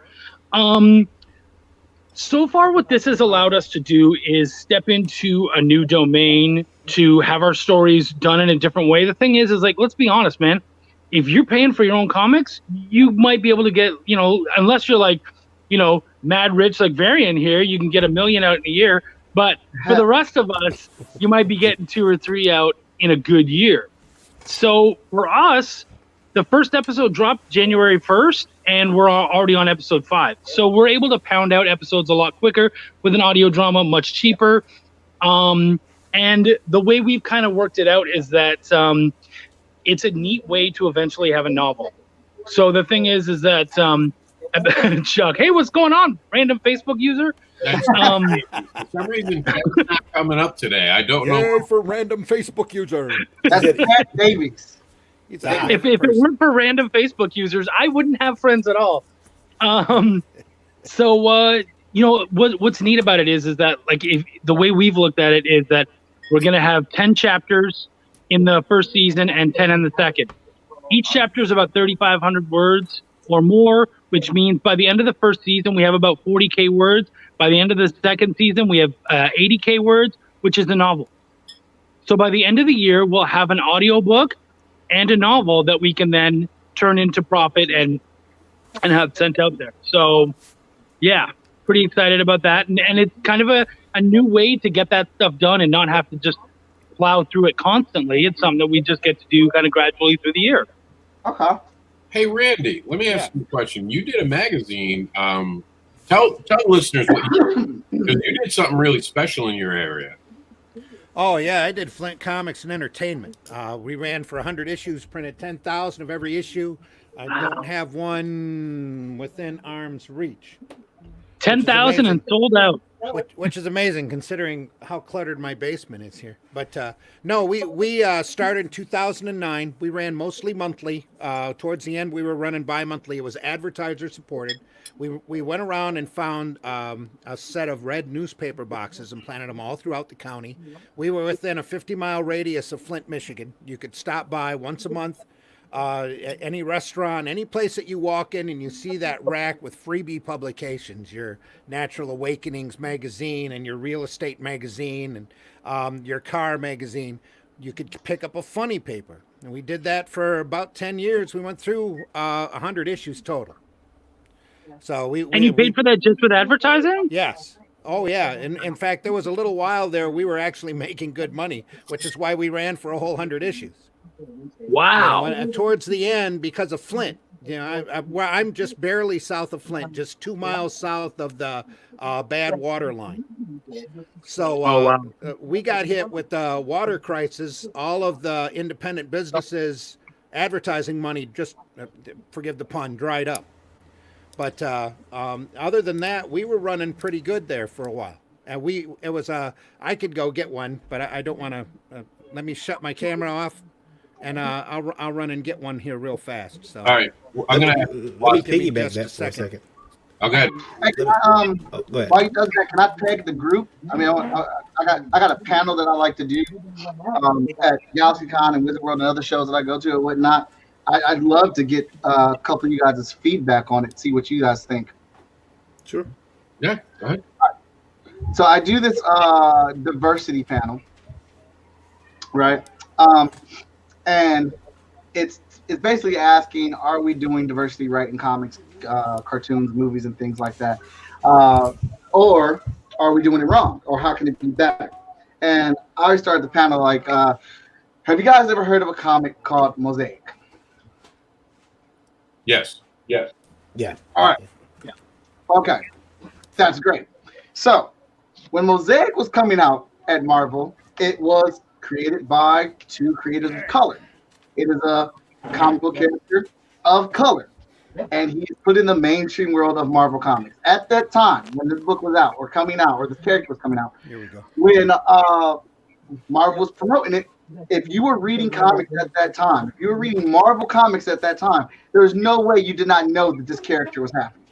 The artist is a very big artist, Kerry Randolph. He was drawing and he designed the character, drawing awesome covers for it and everything. Basically, you just could not miss this character if you were reading mainstream Marvel Comics. So, the thing that everybody says, or that the mass of the internet likes to say, is stop race changing our characters, stop gender changing our characters, just make new characters. And I like to put out there, it's maybe possibly not that simple, because here's a brand new character created by people of color, and this character is a character of color in mainstream Marvel Comics. They put him in every damn thing. He was in all these promos with Spider-Man, Wolverine, Captain America, and everything. He was in the big summer blockbuster event that they did for that year. He was actually the key factor to the resolution of it. So his number one issue comes out. All right. So as a white person in this panel, this is my response. What character were we talking about here? A Mosaic. Mosaic from Marvel Comics. Never heard of it. Yeah. Well, here's the problem. That's how well it got around. Here's the problem, Mike. I think, and to play devil's advocate here, and Go I don't ahead. have. I know I don't have any of my graphics because I'm not in my stream yard. Holy crap! Yeah, I'm up here trying to look for my stuff too. Yeah, and I'm sitting there. So I'm gonna be at risk of sounding like I'm wearing a raccoon hat here, so I'm being at risk of being called this. But the problem I think what happened with Mosaic is that he was a new character. I think people felt that he was being pushed down their throats. Now whether or not that was true or not, it's debatable. But I I wonder sometimes couldn't like when they took that they made Falcon Captain America. Why can't we just make good Falcon stories and bring Falcon up as a character rather than putting that the title of Captain America on him? A friend of mine equated it to kind of being kind of like the WWE Championship. Hey, let's put the belt on this guy for a while, see if that builds his brand, and then we'll take it off of him and see how he looks at the end. But well, character like Mosaic, I do think I don't even think they use him that much anymore, do they? I haven't read the, yeah. So he's kind of like they tried, and I just wish that. I mean, I'm trying to think of a way to say this so I don't piss the internet off. But I just wish that he would have been a little bit, I don't know, I guess slower, introduced to us a bit slower, and maybe I think people felt that he was like him saving the day in the arc, and him being forefront was too much too soon. I think people felt like he was being they were being pandered to. Hey, like this character, accept this character. I've heard people say, how come Storm couldn't do that? How come Black Panther couldn't do it? But again, that's not building new characters. That's building characters that we already have. Right. I think that's like, so that's part of it of why, like, I think that we have these legacy characters that are happening.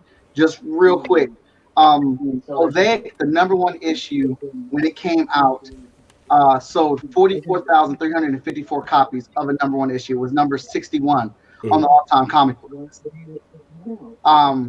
As I looked and got it up and looked up, when we get into the top 5 comic books that month that Mosaic came out, with all the promotions, with it being seen everywhere and stuff like that, I don't think that's a bad thing, because that's what they do with all their other characters.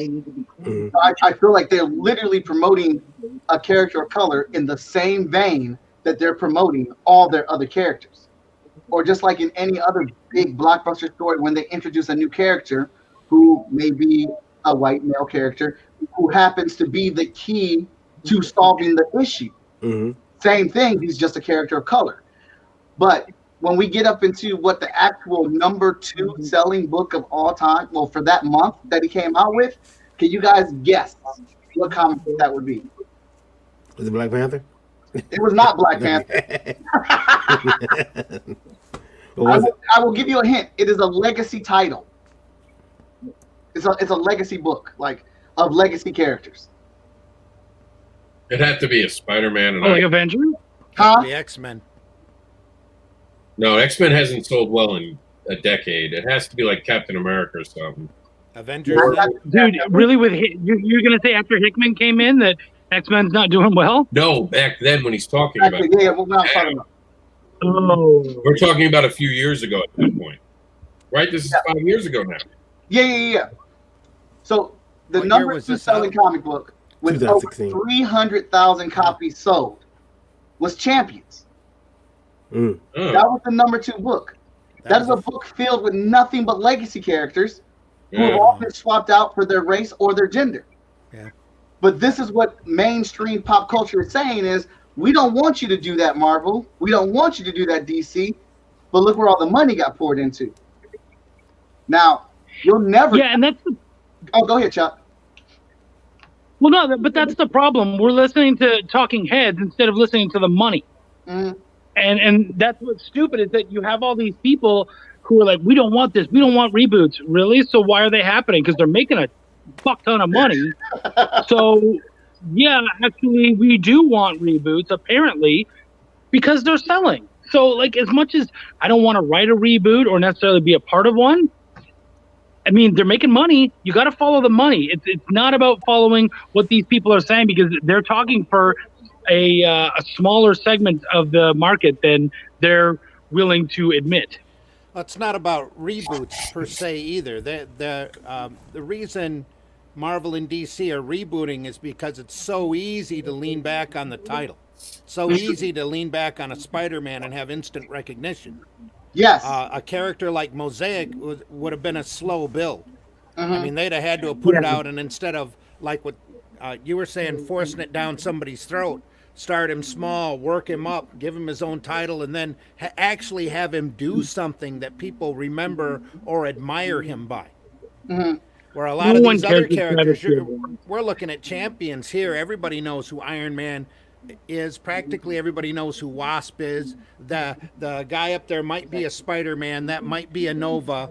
Nobody would recognize the Vision female there unless they were really into comics, or probably Ms. Marvel if they hadn't read the title of the last 5 years that it's been out, 5 or 6 years that it's been out or so. But that's why Wasp is way in front here, and Iron Man's right behind it. That's Ironheart. That's though. not even Iron Man. That's Yeah. Ironheart. Yeah, Yeah, but it looks right. like Iron Man though. You look at it. Oh, it's Iron Man. There's Wasp. There's That's Yeah, not it even makes- I think It not makes you even the pick up same book. Wasp. Yeah. And Yeah. you'll also that book was a flash in the pan too, wasn't it? That book's no longer coming out now, is it? No, it's not. But Whoops. it's migrated to a new title. I can't remember what it's called though. Yeah. All right, can I give? But that's because they couldn't keep the sales up on the book. Mhm. What were you saying, Rob? Can I give an opinion about an honest? Go ahead. no, it's not even your show. Remember, I actually do a diversity panel. So getting around aside, this is not a joke. This is a serious conversation. Yeah. And you can't make a joke of this. Here's to Mike Watson's question. How do we handle it? We handle it honestly.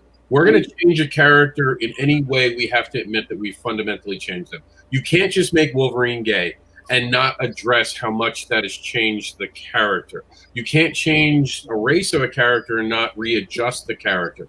There was that big debate. If you make Batman black, what would happen? To me, I had the argument online. I don't think that they should turn him black as Bruce Wayne, because you'd have to go back and reinvent him. If they're willing to do that, then I'm okay with it. Because just think about it. A black family is executed in the middle of Gotham City. Who's going to start blaming them for being part of something, right? Because that's what we see in our society. If you're black, you're going to be maybe involved in something with the media. So then you would have a Bruce Wayne who grew up, who becomes maybe more against what we saw in Batman Beyond, against corporations. So if you're going to make these drastic changes, you have to adjust it completely throughout the thing. You have to wipe it out and start over and tell people you're starting over. So if you're going that far, why not do what they did with Red Sun? Why not just create an alternate timeline? Why change everything? And what they do, look at Morales. Morales is amazing. He's fire. He is something that has come out that has changed comic books and proven that we want more diverse characters. Why can't we do more of that? And because they did a compelling story. And the Mosaic thing, honestly, I read some of it. I wasn't convinced he was that strong of a character. And I'm a Storm fan. I like Storm. I agreed with them. Why not put Storm finally in the front? Why not give Storm a team? And at this point, because X-Men was doing nothing. The X-Men was trash. So why not give it to Storm? But I think that the answer that you're looking for is that we need to try harder. As creators, it's our job to make more compelling stories and to stop, like what was mentioned, I think Randy said, pandering. We can't pander to anyone. We have to be honest. Hey, this is the reality. This is the story I'm writing. I'm not apologizing. This is how I see it. This is who I am as a creator. No one told me to do this. And when you see creators do that, I think you hit gold. And I think you do that with some of your books, Mike. You create fearlessly. And I think a lot of the people on this panel do that. And that's why I love independent comic books. Because when you are just out there in the world and you're like, I don't care. I'm going to write about a fetish book and I'm going to make the character believable and likable and I'm going to take the subject seriously. I don't care who buys my book. That's more. But when you work for a giant rodent who tells you what they think is hot, I think that affects your storytelling. And I think that when you're forced to make a character suddenly a girl, a gay, a different race, I think that that's not coming from a natural heart place. You know what I mean? As creators, we write from our hearts, right? Am I wrong? Because I write from my heart. What do you guys think? A real writer would. But up there at Marvel and DC, you don't have real writers. You have cogs. we have to get this brand out. We have to promote this. We have to get this ready because we might have a toy coming down the line or a movie coming down the line if we build this up or do something with it. The big travesty with Mosaic is that they didn't have editors. I've never heard of the character before, but I didn't get back into this until a couple years ago. So I missed that his whole story. You would have missed it a couple years ago. Pardon? You would have missed it if you just got back into a couple years. You missed it then. So yeah. Yeah, see, but he's nowhere to be found. Like the character looks. To me, the character looks cool. He looks dynamic. If there was something there that the editor was writing over to make the character memorable, you know, other than the fact that here I come to save the day, this is a problem that everybody's complaining about Captain Marvel right now. Captain Marvel could be an incredible character, but the way that they're you know treating her just offhand and not doing anything really memorable characterization wise, like what Rob was talking about, you have to do something there to endear that character into the heart of your reader, or else that nobody's going to want to read about it. And Mike, you know what I'd rather do if I was put in charge of Marvel? I'd come to you. I'd come to Varian. I'd come to Victor Dandridge. I'd grab up the Samaritan, and I would put them into Marvel Comics. I would put One Shot. I would put Varian's craziness that he comes up with in his mind into Marvel, and I would just put it there and be like, it's always been here and you guys missed it. You're busy being tights and capes and you didn't know what was going on in, you know, different parts of the city, which is true. Isn't that the whole point of Luke Cage? No one ever knew what was going on in Harlem. Yeah, that's the point. That brings a good segue into the other part that I dive into, and it is that there are some things I feel like they've done well. Rob said Miles Morales. I love what they've done with Kamala Khan as Miss Marvel and things like that. But those are, like Rob said, they took them back to the beginning and rebuilt those characters from start to where they are now. Yep.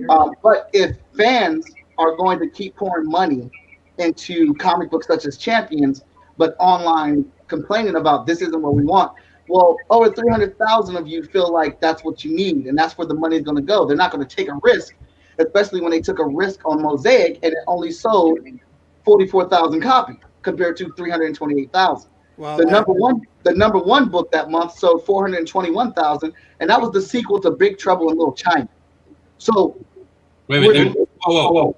Stop. There's a sequel to Big Trouble in Little China, and I don't know about this.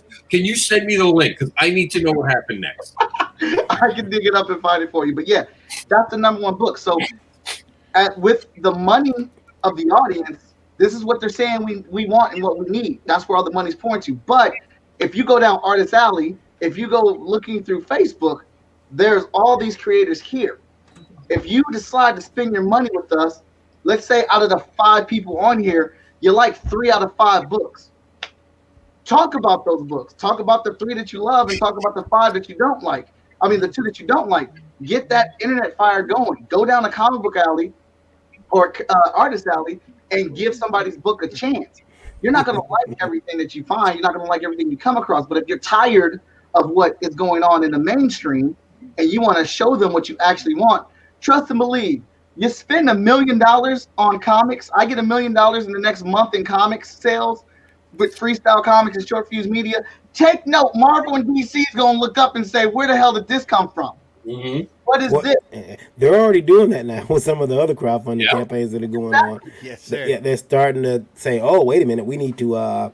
There's been some shuffling at the top since that started taking place. You know what I think a lot of the issue is? What's that? Sorry, I was just thinking. I think a lot of the issue really is, and if you look at soap operas, you're gonna make fun of me, but if you look at soap operas, no character should survive for 60 years. I mean, if you think about it, Spider-Man has been between the age of 15 and 26 for like 60 years. Mm-hmm. It doesn't make any sense. No character is meant for that. And so at the end of the day, their whole being just ends up being in the last 10 years. You know, Wolverine isn't out there talking about the adventures he did in 1973 because, you know, no one remembers that. So many people haven't read it. So these characters need to evolve, die, and move on. And we have to get new ones. I think we need to stop trying to redo the same characters over and over again and move past them. Chuck, the problem there is the problem of Mosaic. because any new character like that is a slow build and a slow burn. Spider-Man didn't start right out the gate being super popular. You know, they thought Spider-Man was anything, pretty much anything that Marvel has made successful. They started out thinking it wasn't going to do nothing. You know, look at and you can go down the list. Punisher, Wolverine, all of these characters were all very secondary, very, you know, bottom of the shoe. Looking at Spider-Man started out in Amazing Fantasy because they didn't think it was going to do anything. Hold on. But if we start phasing them out and phasing the other stuff, the characters in. Well, it's such an easy crutch for them to reboot a character and just call it the marketing brand that they've already had established, or to keep that brand running eternally like they've done with Peter Parker. Yeah, well, I have to ask you a question. So much easier. With this coronavirus attacking all these older people in our world, how many of the comic book characters are going to die from it? And now, speaking of ghosts, let's take a break to find out about the celebrity ghost hunters. And we'll be right back to continue this. He segued us. Yeah. Segued. Opportunity for you. This is Garag-A-Con Day, Queen of the Paranormal. I'd like you to become part of my team with my celebrity friends on a wonderful Kickstarter program called Celebrity Ghost Hunters.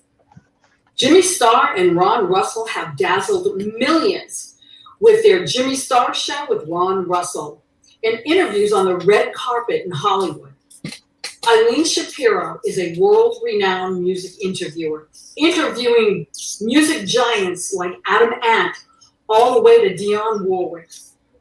There's me, Karosha Ona, Queen of the Paranormal, first person in comic book history to do what she does in real life between the pages of a comic book, being a superhero. And here's where you come in. Just click the link. It'll bring you to our Kickstarter campaign. And for as little as $1, you can become part of our team. There's also rewards where you can become a person in the comic book, whether it's a ghost, demon, oh yeah, or like a Hollywood picture on the wall with your face in it. We have fun rewards, and we have a lot of secret video footage we're going to be putting up. Only for our backers that join our team. This is Karosha Ona, and I hope you become part of our celebrity team. All right. Segue over. Back to it. That's I think a lot of different points have been brought up, and like the points that you guys are saying are things that are that need to be questioned and looked at. Because so Chuck, you're talking about let's phase out these characters and bring in new characters because the times have literally changed. You're talking about having a 25, 28-year-old character who has been around for 70 damn years.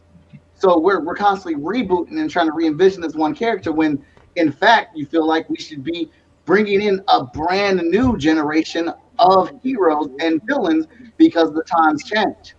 I think that's a phenomenal idea. But then you start dealing with these millions and billions of dollars, and how much of an investment or how much money has to go into reinvigorating these new characters.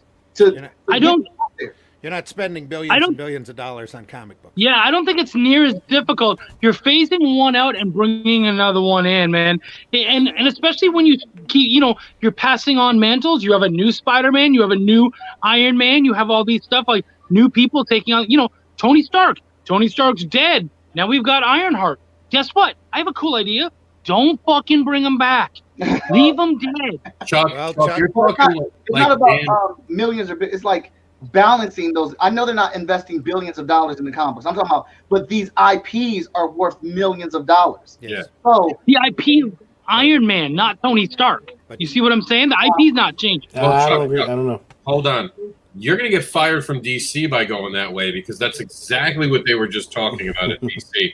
And they just had a co-publisher get fired for it. Go ahead, Randy. I know Randy knows about this one. Yeah.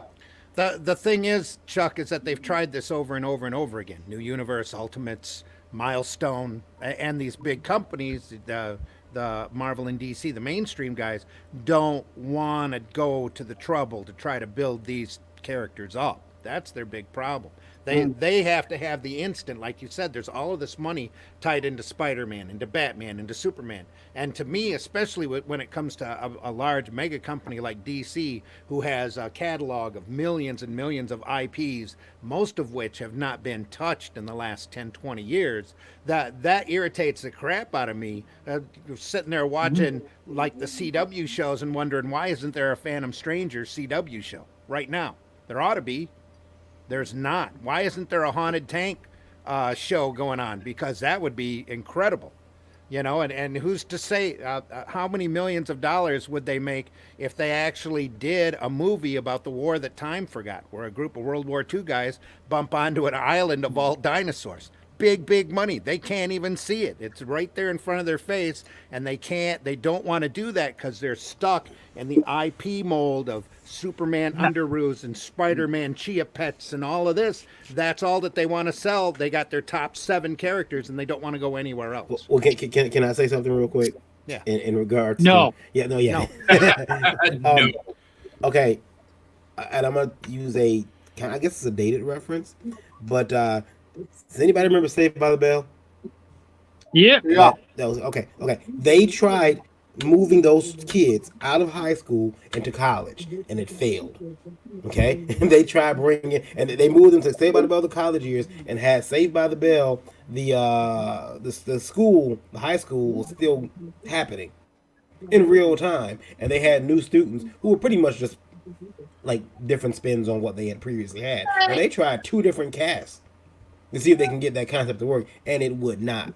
So I tend to think that sometimes pushing out these characters, like, do we like the con artist high schooler like Zach Morris, or was it Mark Paul Glosser, or that Zach Morris character that made that archetype work?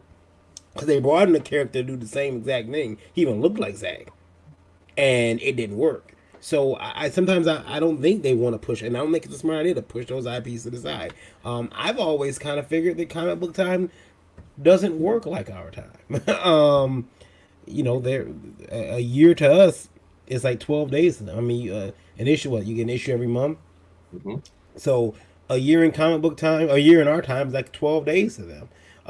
Granted, I would like to see some aging, but it's kind of like soap operas, like you said, Rob. Chuck. This'll date me, but I remember Peter Parker mourning Gwen Stacy for 2 freaking years. Yeah. And she had just died in the comics. She just died. Yeah. Gwen Stacy just passed, and it's like, dude, that was Spider-Man 120, 121. We're up here at 130, 134. It's been a year, 140s. It's been 2 years. You had 3 months. You're still missing Gwen Stacy. You had 3 months to get over it. Yeah. He only had 2 comic book days. Yeah.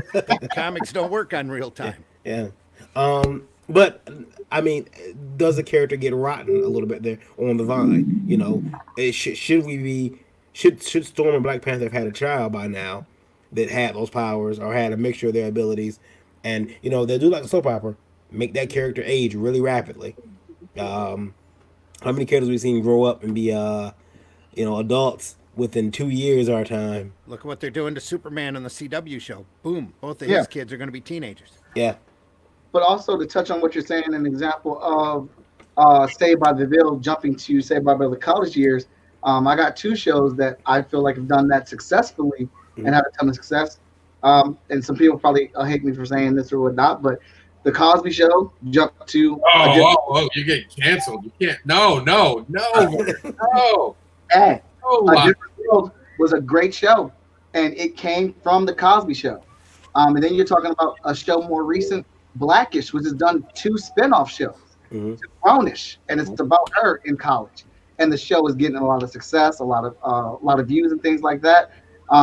So I think a big part of it, studios are lazy and they want that instant success, and they don't want to take that risk or that extra amount of work to try to make something to be on the level of what they already have. But also, I think if the work is put in and the idea and the IP is right, it can work. For example, Batman transitioning to Batman Beyond. I would have never Like when I watched that, they're like, "Oh, I'd like this new Terry guy as the Batman character." That shit was hot. The story was dope. The transition was there. But we also still had a older, grumpier, angrier Bruce Wayne still in the picture, even though Terry had all the limelight as the new Batman. Robin transferring into Nightwing, like that happened, and it didn't stop happening. Yeah. Well, again, on both of those examples, you had phenomenal talent that did that next generation. Where a lot of these times where you get those spin-off shows, you end up getting the B team on the work and you see a severe drop in quality. Take a look at Doctor Who. The last couple of doctors, boom, boom, boom, jump right down. And that's because they don't have the same quality of talent on there as what they had before behind the camera. I don't think that's necessarily a fair statement, though. I think a lot of it also is the fact that they're not trusted. Well, you know what I mean? The problem is that so many of these heads of departments and all that kind of stuff, they assume that they know better, and they go, no, I'm the writer. You're not. Let me do my damn job. You want me to make this famous? Why don't you just take my cuffs off and let me do what I do? You can't tell me that Batman Beyond wouldn't be the same show if Denny wasn't on it. Well, maybe not, but I mean, culture sucks. That's good. It's the talent. It's the talent that makes the quality. The spin-off is just that little brand recognition to give it that kick. Well, I do want to. Because even when Batman Beyond first come out, there was a lot of negativity against it. It took a good season for people to go, you know what? That's a pretty damn good show. Well, I wonder if Batman Beyond worked, though, a lot easier because there was still that original canon going on in the comics. You know, they hadn't changed my comics. My comics are still, Bruce Wayne still fighting the good fight. I could enjoy this as, tertiary entertainment. That I end up liking because I was willing to give it that chance. Now I like Batman Beyond from the start. I did. Then I wondered too about Nightwing. When he became Nightwing, they brought in another Robin. He wasn't a main character. I think that if you turned Batman, they tried with what's his name? Jean-Paul Valley. Is that his name? With Nightwing, they changed him in the Titans. Yeah. So it was like bringing in a new superhero that happened to be Dick Grayson. Yeah. With Nightwing. And it slowly built up. And again, if Chuck Dixon and the early run of the Nightwing comic wasn't up to a good quality to gain a real hardcore fan base, which is what it did, they'd have bumped Nightwing off, especially with the way Didio felt about him. They'd have bumped him off a decade ago. Tell you this. But they also had a very good foundation to start Nightwing off. With the whole tension that's between Bruce and Dick. That built up in Titans. Yeah. With Perez and Wolfman, who were in the middle of an incredibly successful run at that point. So changing Nightwing was just a progression for the character because they didn't want to keep doing Robin. I tell you what, you change all the characters you want. Does everybody remember Hot Rod? What happened to him? Change the character if you want. Get that leadership and make that Matrix leadership up if you want to. Rodimus Prime. Where is he at now? No. All right. Speaking of changing, let's change and watch a video. We've been segued again. Hey there, Garag-A-Con friends and foes. I am John Pica, the artist also known as the Bamboozlist, Big Daddy Cool, but you can call me Johnny. I'm also known as the Shaman. And here's my 5-minute pitch. I want you guys to go check out the League of Impossibilists at facebook.com/impossibilists or at our website, www.impossibilist.com. We are an original cosplay group. We are time-traveling paranormal heroes dedicated to defending the timeline against the supernatural forces of evil, particularly the rise of the elder god Cthulhu. We're working on a webcomic, 2 of them, as a matter of fact.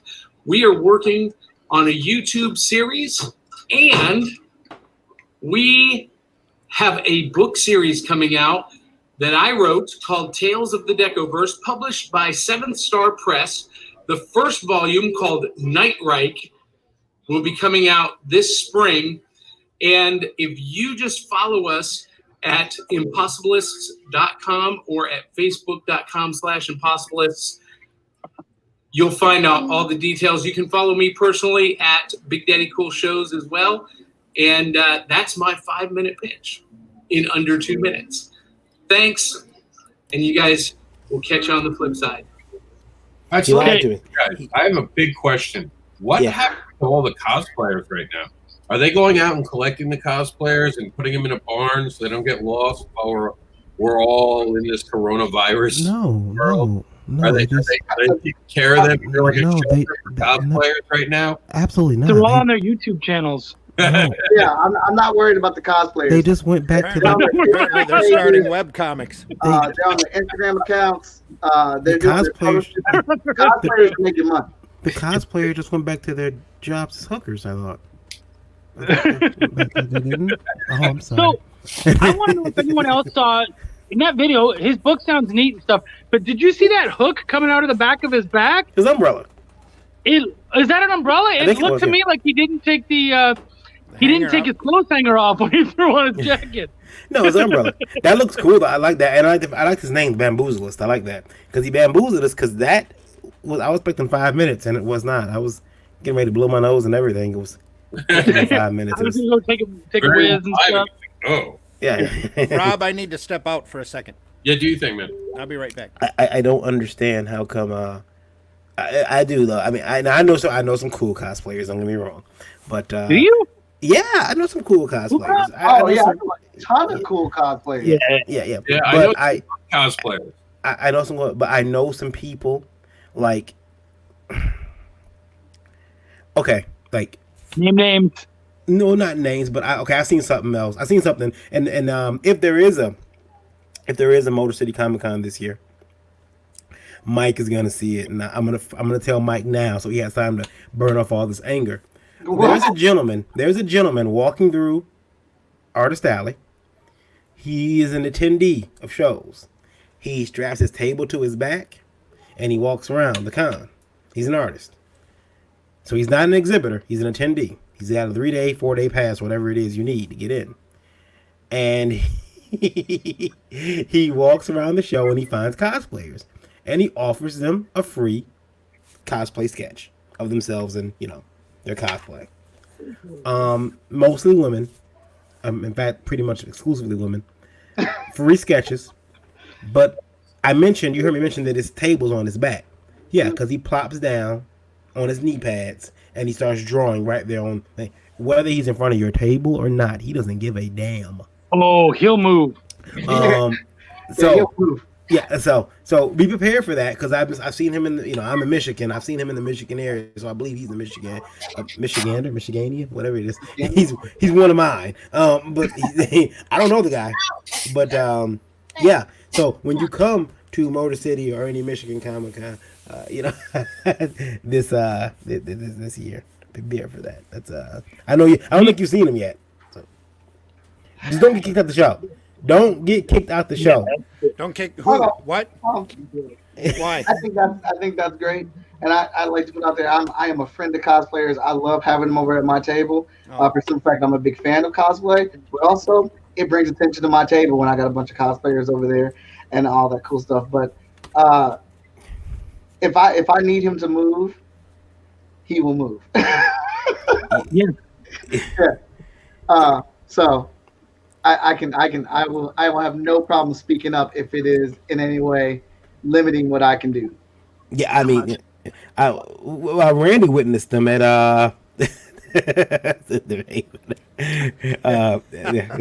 finally got that coming back on me. That's it.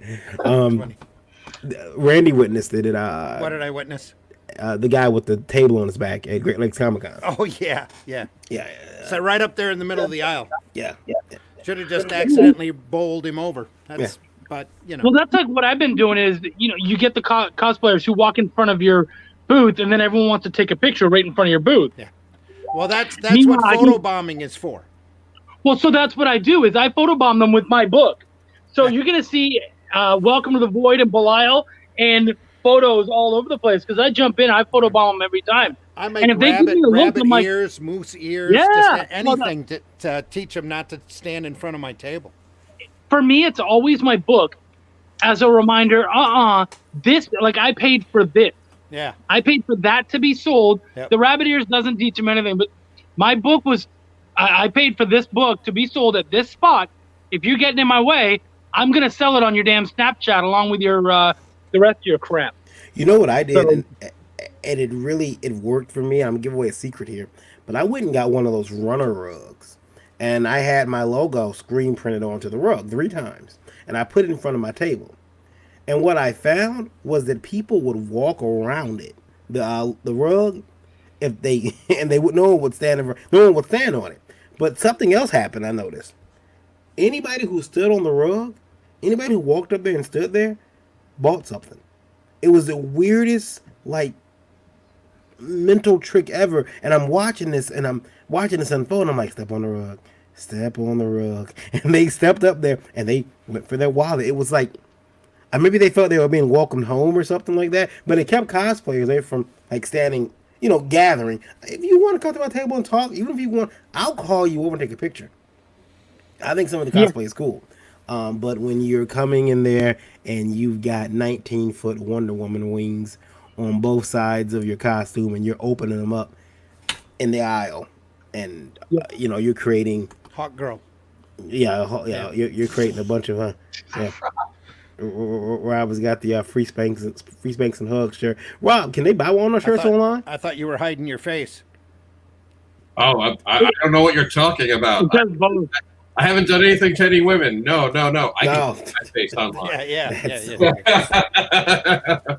Obviously, they can get a free Hugs and Spanks T-shirt. And even So, do you guys have a? It's. I don't know. You can correct me if I'm wrong, but I kind of get the person. Like, if you guys had a lot of issues with cosplayers in front of your table and stuff like that. Oh no. Yeah. No, not at all. I love them being in front of my table, blocking my sales so they can take pictures and talk and put their coffee on my comic books. I love it. I absolutely love it. I've had the other thing is it's not always even the cosplayers. I've had cosplayers coming up to buy our products, and then people mid-sale, like they're about to buy the damn book, and then someone will walk up and be like, "Hey, can I get your picture?" And I'm like, "Fuck off, dude! I'm in the middle of a sale. Like, seriously, wait a minute. Like, can you not?" It's very frustrating. I've dealt with that stuff a lot, man. People are they don't care about that stuff. I don't think Varian was at Grand Rapids Con this year when we had. I sat with you. Oh yeah, we had an entire troupe of My Hero. Well, you sat with me at a lot of cons. Yeah. That's all. Yeah. We had a whole troupe of My Hero Academia, just little screeching brats running through as a trail, running through the convention. Uncontrollable. Yeah, they argue back and forth now. Oh no, Guru is the best. I don't even know. No, they were all running as a group. They thought it was funny that they they were all screaming and running as a group all through the convention as loud as they could. Florida formed 2 groups and screamed throughout the whole show, and they were doing that till they got to my table, and I was just like, "Stop it!" And everyone got quiet and walked away. You should ask Travis one time how awkward it was to put me next to cosplayer. They ruined my weekend, but I ruined theirs too. I think Mike, the thing with cosplayers that happened on Indie Vault was we had a cosplayer that wrote in and she said she does not understand why she's not getting paid for pictures. Much like Hollywood Boulevard. I guess you can call them cosplayers who out there are actors who are dressed up as Superman, Batman, Spider-Man, Wonder Woman. They deserve to be paid. Less Incredible Hulk. These guys who are out there, and they'll be like, want a selfie? Sure, you take a selfie with them, and like $10. And so this girl was saying she feels that as a cosplayer who comes to con, she doesn't get a table. She's just in there walking around. She should be getting a tip for those pictures she's asked to take with people. And when she was on the show talking about that, we all like, we were less than pleasant. Was that it? I think fair to say, Randy, we were less than pleasant. But how much hate mail was there? I wrote a book about it. Actually, Rob is the one who got the hate mail because he came on and he got some shit started. Hold on, he spoke his mind. Variant, I think I found again. No, I still don't have any. There you go. What you saying, Mike? I'm sorry. I was saying I'm gonna have to go look this episode up and watch it. I am never, I'm never gonna hate on somebody's hustle. If this person felt like they should be getting tips for the pictures they're taking and they managed to pull that shit off, I'm fucking up. I am never gonna hate your hustle, but at the same time, I don't have to tip you if I don't want to, and I don't have to have this picture. I'm asking to take the picture as a fan. So I mean that choice is up to each and every person. But there are tons of ways, and we've seen it. I've actually, and you guys may disagree with me or whatnot, but I've actually respect the fuck out of cosplayers because I've watched them work on social media. I've seen the patterns, the plays, how they get money. I'm fucking envious of it, man. And I'm trying to figure out how can I look at this guy. See, he's starting it. Rob taking it off. Yeah, but ain't nobody tipping him. So I'm looking at what their marketing is. What are they doing? How can I take some of what they're doing and apply it to my comic books? How can I take what they're doing on social media and apply it to my online presence to start building up my Patreon page and stuff like that? Yeah. I've even got a few cosplayers that work for me that that have made costumes of my characters, and I carry them around the shows with me and stuff. And when I have to hand out ticket stuff, I ask my cosplayers to do it because I figured out that, hey, I'm a funny guy, and for the most part, people enjoy my presence. But everyone's gonna like a cute girl in a cosplay costume more so than me, and they'll be more accepting of these things than just trying to adapt and go with them. Because I've noticed there's especially ones that are serious about cosplay, that like that they make it their job. Man, there's some smart little things out there that they do, and I try to pick up on that.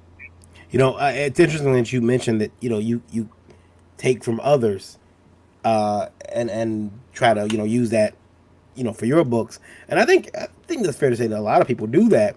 Watson doesn't like men cosplayers. Dude, there's not enough of us. There's the headline. That's what I want everybody to take from this. That's what's going to happen. I wake up to Twitter getting vibrated by this because of that. Yeah. Make sure you understand it's Mike Watson, not me, not the other black guy. It's Mike Watson. Yeah. Yeah. I'm gonna make sure 50% of black guys don't like male cosplayers. See what'll happen is all the black guys start wearing raccoon hats to cons, and then, you know, we'll all get yelled at. I think I told the story before. I once got $20 that belonged to Terry. A guy came up to me like, "Here's the $20 for that print." I'm like, "What print are you talking about?" And he thought I was Terry because I had my hair like up and, you know, like in an afro. And the guy's like, and he realized I wasn't Terry. He thought you were Terry Huddleston? Yeah, and I'm like, I'm not Terry. So he was kind of embarrassed after that. So was I. I should have kept the $20. I should have. I don't know why I didn't. And I told Terry about it, like, "Hey man, I think you should give me like half of it." But and I'm like, does Terry even have prints of $20? I thought his prints were more than that. But yeah, the guy thought I was Terry. But Terry's got bargain prints to go along with those high price prints. Terry's out here a monster, man. Yeah. Here I mean, it was, however, and I'll send it to Rob and he can post it. I'll find it. I don't want to ruin the surprise, so I'll. You guys go ahead and move on to another topic, and I'll. Well, hey, I can't stay for very much longer, but I did want to show off Flint Comics if I could. Yeah. Flint Comics is a regular newspaper, fits in a magazine bag. It was advertiser supported, but I could also advertise my shows on it. Had all sorts of comic strips folded out like a newspaper. Had all sorts of comics, entertaining articles and stuff in it. We were advertiser supported. It was a combination of color and black and white. We printed 10,000 of this in our little county, and I moved like 9,000. No, I didn't move less than 9,500 every issue. And then anything that was left over, I did shows and just handed them out. Do you have any more? Can I get one? I got a ton. Yeah. I still got, you know, some left. In fact, the wife keeps telling me how badly, you know, we need to decide what to do with them. I was thinking because of this virus of going around, and because we still have red boxes. We have red boxes, the little newspaper boxes like that set up all over the county. There's still some of them left. I was thinking about taking a variety of back issues and just throwing them in the red boxes for somebody to pick up. Well, I imagine there'll be people out looking for stuff to read. or something to do the next 3 weeks. So. All right. I know you got to go, Randy. Thank you for being in Garage. The cool thing with our last issue 100, we printed it big. I did that earlier with like issue 58, and it folds out one additional fold. And I gave everybody an incredibly large poster of all of the different characters that we printed. And we printed like Prince Valiant, Mutt and Jeff, and all these other different comic strips in it, because the syndication rights on it were real easy. But we also went around and found a bunch of local guys that had talent and printed them every month as well. And it turned out to be a really successful paper there for a little while until we had the water crisis happen here in the Flint area. But it's a format that I know would be successful in any other big city other than around here right now because of our economy and our mom and pop situation. And it really irritates me. I went around and tried to get the comic media interested in running, especially on our 50th issue. We had George Perez do a cover for us for issue 50. Nobody covered it. Nobody wanted to touch it. Nobody wanted to talk about how there was somebody out here doing a different format. And this is just right for a magazine bag. I take a whole box of them around to shows still and offer them for sale. And I want to step on you, Randy. I'm sorry. I want to step on you, but that was the first. I was in here. My mascot Tipsy. He was. There's Randy Tipsy there in the bag. Yeah. Yeah. Randy actually let me run the comic strip, and then I had to change my style because you just had to change your content. That's all. Oh no! I mean my art style because I wanted to look comic strippy, so I changed my art style, and that was really cool. I really enjoyed being. I liked having my stuff printed. You see the upper right? You see that cover, that picture up there, Mike? I don't know if you can see that. That was me at Halloween at a con in October. That was my Terry Halloween costume. I was being Terry. I thought it was. Actually, I sent it to him. Sent it to him and his wife. His wife said that she has to know my my stance on the Rocky movies in order for me to pull off a good Terry. But yeah. It's gonna be your icon forever now. Okay, yeah. We'll have to add that to the show now. Yeah. All right, I know, Randy, you got to get out. Just remind them where you. Hey, thanks so much for having me on, Rob. And this has been a lot of fun. And you can find me on Facebook, on Twitter. I run 2 shows a year, one in Flint, one in Saginaw. I'm looking at doing a lot more comics. I have a YouTube channel that's Zim Geek that I put videos up whenever I have any spare time. And I can be found on the Indie Volt podcast Tuesdays at 8 p.m. and Thursdays at 8 a.m. Eastern Standard Time. And that podcast will vary, and I'm sure we'll tell you more about that if he hasn't already. That's shipped out all throughout the world. So we've got people listening to us all around the globe. Now, it's Randy, thank you for being part of Garage-A-Con. Hopefully we can do this again, but not too often, so we all can get back on the road. I understand. Yep. I will see you on Indie Volt. All right, Rob, thanks again. We'll see everybody later. Good talking to everybody. All right, we're gonna check out someone who doesn't give a shit, and that's our good friend Christy Shin. And this is her selling my shit plug. You've been segued yet again. Hey, you. Later. You want to read something that's angry and mean and makes people laugh? Well, look no further. We got it. So I am Christy Shin of Horror Tour Studios, and I have run 2 successful Kickstarters, and I write books that are angry and mean and make people laugh. And I usually write them about people I fucking hate. So to start off, I actually wrote a book, and it's like Water for Chocolate, except, shitty. So not like Water for Chocolate, where it has these horrible recipes of just alcohol drinks that make you want to swear off drinking forever. This is dedicated to my fucked up pancreas. So there you go. It's $30. And basically it's a story about a low-level demon from the 13th pit of hell where people throw their dog shit in gum wrappers. Now, I made 2 other previous books as well. This is retailing at a hot little $20 because this does not have recipes, but it's 70 pages worth of bullshit, as well as the other book. And this was funded last year, popularized by last year's Kickstarter. So that will be $20. I will also make a note that all books and prints are signed and personalized if you order them through me. They are also available through Amazon, but you will not get my signature. Here you go. This is Demon Bitch Hellfire and Damnation. This is what started it all. Also $20 as well. So another thing too, what I had also funded with this Kickstarter is the Demon Bitch I'm pregnant pin. This was based off somebody that actually faked being pregnant to have free rent from her boyfriend, and then later lied about it that she lost the baby. So it was a gas baby, and apparently, according to her, that was better for it anyway because she didn't want it. She's an asshole, so this commemorates this asshole right here. So we have another one too. I have a silver necklace. This is totally hypoallergenic. I did test it out myself because I do have sensitive skin. This is the Demon Bitch pendant right there. If you can focus that. All right.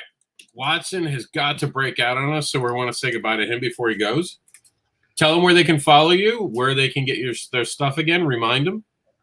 Oh, I've been dropping it over in the comments, but obviously you can hit up shortfusemediagroup.com for all the comic books. And like I said, I advise you to buy the printed copy of the book because you get the digital copy free and a couple other things swag-wise from Freestyle Comics when you hit our books up.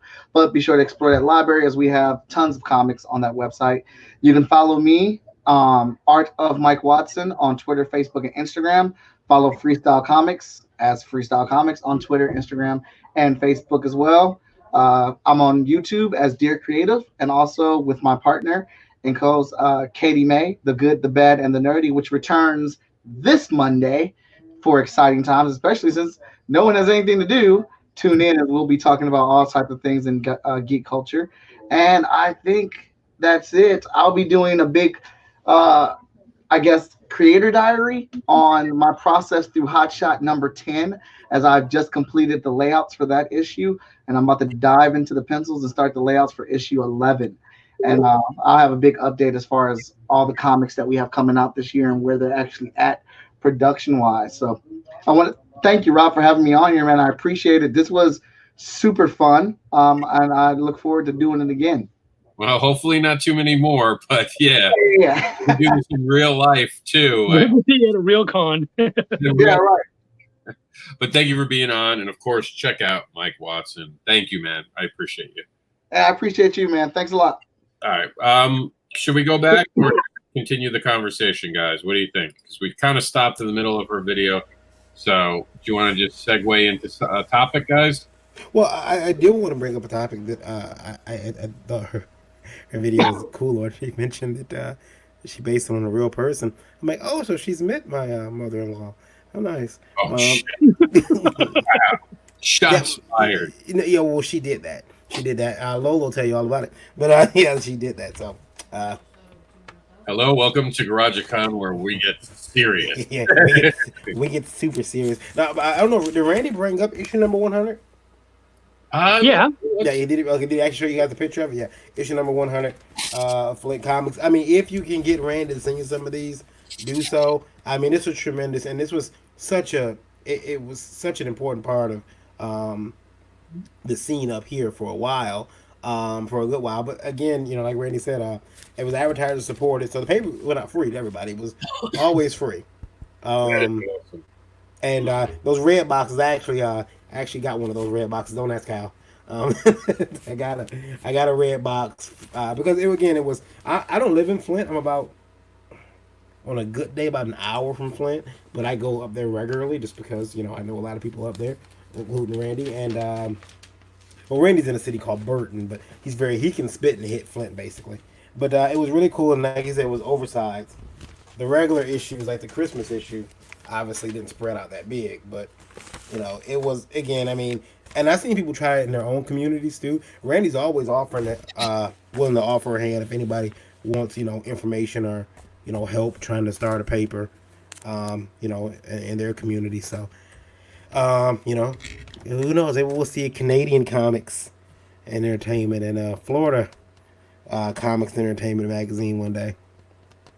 We tried with Indie Advocates, but we charge for that. We're greedy down here. We make money down here. We hungry. All right, let's finish watching this video. Sure. Properly right there. It is silver plated, created by Oscar Edson and me, and it is $25. And that will get to you easy peasy in a little packet like this. So another one that we funded through the Kickstarter are a couple more enamel pins of Demon Bitch. So we got this guy of Demon Bitch Sperm right here and Demon Bitch Stabbed. Both are $12 a piece. This will be through the Kickstarter. And what was here in this last Kickstarter, and I did put a link of it under Alcoholics and Anonymous. This was funded through it, and it will take about 3 to 4 weeks right now to get it to me because I just ordered it to be manufactured. So this is a fresh batch. So now we get to go to these lovely little things right here. And these are the Demon Bitch print. They are $5 a piece. Let me do this one, $5 here, another one $5, and they will be personalized and be in this nice little envelope package. They are 5x7s, and it's like if you want to get a quick little gift, or you want to kind of go and have something easily flammable and compact, there you go. So the next one that I have right now is Personal Monsters. This is what kind of started it all right here. And so with Personal Monsters, it was basically when I first moved to LA, and I really, really got to know some people, and I actually ended up hating them. So I wrote and drew the meanest, angriest shit because it was either that or go to prison for murder. Needless to say, I made the right choice. So here we go. We have some different pins. This is the Anxiety Owl. And if you can see the Anxiety Owl right there, this is patterned after the Anxiety Monster. This one is for the Inner Critic.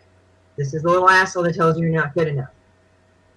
And lastly, the Broken Heart pin. Now, all of these are $12 a piece, and they will be shipped to you plus shipping and handling. Now, last but not least, I have Sepulcher. Sepulcher is a book, and this is actually not a shitty drawn book. This is actually a decent book. This is volume 1. I'm working on a second part of the series right now. It's about a woman whose husband tries to kill her to marry another woman by cutting her throat. Now, what ends up happening is that she actually does not die, but she wants to go kill him, but she loses her voice. Tough shit. Anyway, this is $16, and all the books and prints will come to you signed personally if you order them through me. I'm available through PayPal or Venmo, and if you need to make any purchases or any inquiries, do look down below. If you want to do a commission, we can definitely talk about that. 8.5 by 11 color starts at $35, and black and white start at $30. And we'll go ahead and we can negotiate that if you want a different size, shape, or whatever the heck. So all my information's down at the bottom. So do take a look down there. And my URL, www.horrorstudios.com, is available. Thank you very much, and you have a great day. So we're almost at 3 hours. This was not the intention of this was going to be a 1 hour program when it first started. What do you got? I wanted to talk about this on the show today, and as we're getting ready to wind down, I think it's the perfect time. What does the future look like right now for us? Short term, next 3 months as creators. Are we going to see people staying off of Kickstarter? Is this the right time to be asking the public for money? Is this the wrong time to be at? There's so many different opinions right now. What do you guys think? You're here right now. You've got an audience. We're having people watch this. What do you tell them? So for me, I guess what I would say is you got to do you. So the thing is that a lot of people are already saying, I don't want to be on Kickstarter. I don't think that people are going to have the money. I don't think I'm going to fund. And if you think that way, then maybe, you should postpone and wait. But I think there's a lot of people who would say, they've done Kickstarters over Christmas, that, they've done Kickstarters at all sorts of times. If you can do it, do it. So I really would leave that up to other people and just make the right decision for your company. So am I doing a Kickstarter right now? No, I don't feel great about it. But in the meantime, what I will do is create a bunch of stuff so that when things look a little better and I think that people can start handling it, bam, I got something for you. Now, do you think shipping is going to become an issue, Varian? I know you're having problems just getting the books. Are we looking at a point where we're not even going to be able to get our books to the post office? Did you hear what happened? By the way, as we're recording this, did you hear what France just announced? What's that? They're shutting down all their businesses. You're not going to be able to send anything. Anything non-essential is getting shut down, which means the post office. The post office, for the record, is not considered essential in most countries outside of the United States. I just seen something come across here in my Alexa here that big businesses and not businesses, but people with nice chunks of money are actually pulling their money out of banks. and turning to cash, and they want to have cash on hand. They don't want to keep anything in the bank. I guess they're afraid the government's going to seize their assets or something, or lock their money in place. So people are actually putting their money out, which is bad for the economy, obviously. Well, it's also bad for everything because if they pull their money from banks, that's what for those who don't know history, that's what caused the Great Depression. Yeah. Wasn't the stock market failing? It was what happened right after. Yeah, but cash is also the dirtiest fucking thing around. Like, it's so stupid. Like, hey, you know what we should do? Let's buy up all of the toilet paper and all the sanitizer. Oh, and let's get all the money too. Yeah, okay. It's like they're trying to create the Black Plague. Yeah, but they're not getting $20 bills. These people. No. These people are getting the money wrapped in cling wrap, like what you see in the movies. They're getting those types of bundles. That's why it could affect our economy very badly. Eventually, I think it will. I mean, like you mentioned earlier, I'm having a problem just getting books out of, from the printer. They're just sitting there on the dock somewhere. When I get those books, have I missed out on a sale? Have I missed out on customers? Well, of course I have. Could we prepared for this? There's no way we could prepare for this. Even if, here's the thing, and Rob, you'll remember a couple weeks ago, I brought this up. I said, if you can't print in China, you can print in Canada for now. And now you got Justin Trudeau saying he's thinking about closing the borders, which means you're not going to be able to get anything through customs. So Marvel and DC who print in Canada, good luck in a couple of months when those books can't get across the border because you print them in Canada. You know what that means, right? What's that? Blame Canada. Yeah, exactly. Blame Canada, but hey, that poor dude's wife is sick. All right, you back off our dude. No. I'm blaming Canada. I'm blaming you. No. Yeah, how did he get sick? Because that Canadian guy goes around and kisses people. I've seen him kiss people. Hey, he's fine. His wife's dirty. Get it right. I will say this. I want to say this, and I think Lola mentioned it. Going to send us some dirty hate mail. Rob. Yeah. Rob, the good thing about the conventions being closed down is this going to be a dramatic drop in sexual harassment. Anyway. No, that happened when Dirk stopped going to conventions. No, I didn't mean him. Oh, gosh. I didn't mean him. I meant this sexual harassment period. You just took it there. There we go. No, but what I do mean is that there's going to be a dramatic drop in sexual harassment. There's going to be no cosplayers getting fined. Oh, yeah, you just dropped the mic on that one. My mic just said. That was my mic hitting the ground. No, I do agree that there's going to be this. We haven't seen the end of this thing. I don't think it's a couple weeks. I think it might be a couple months. I don't know. My biggest fear is that it's a couple weeks for warm places like us, but then everyone tries to travel down to us.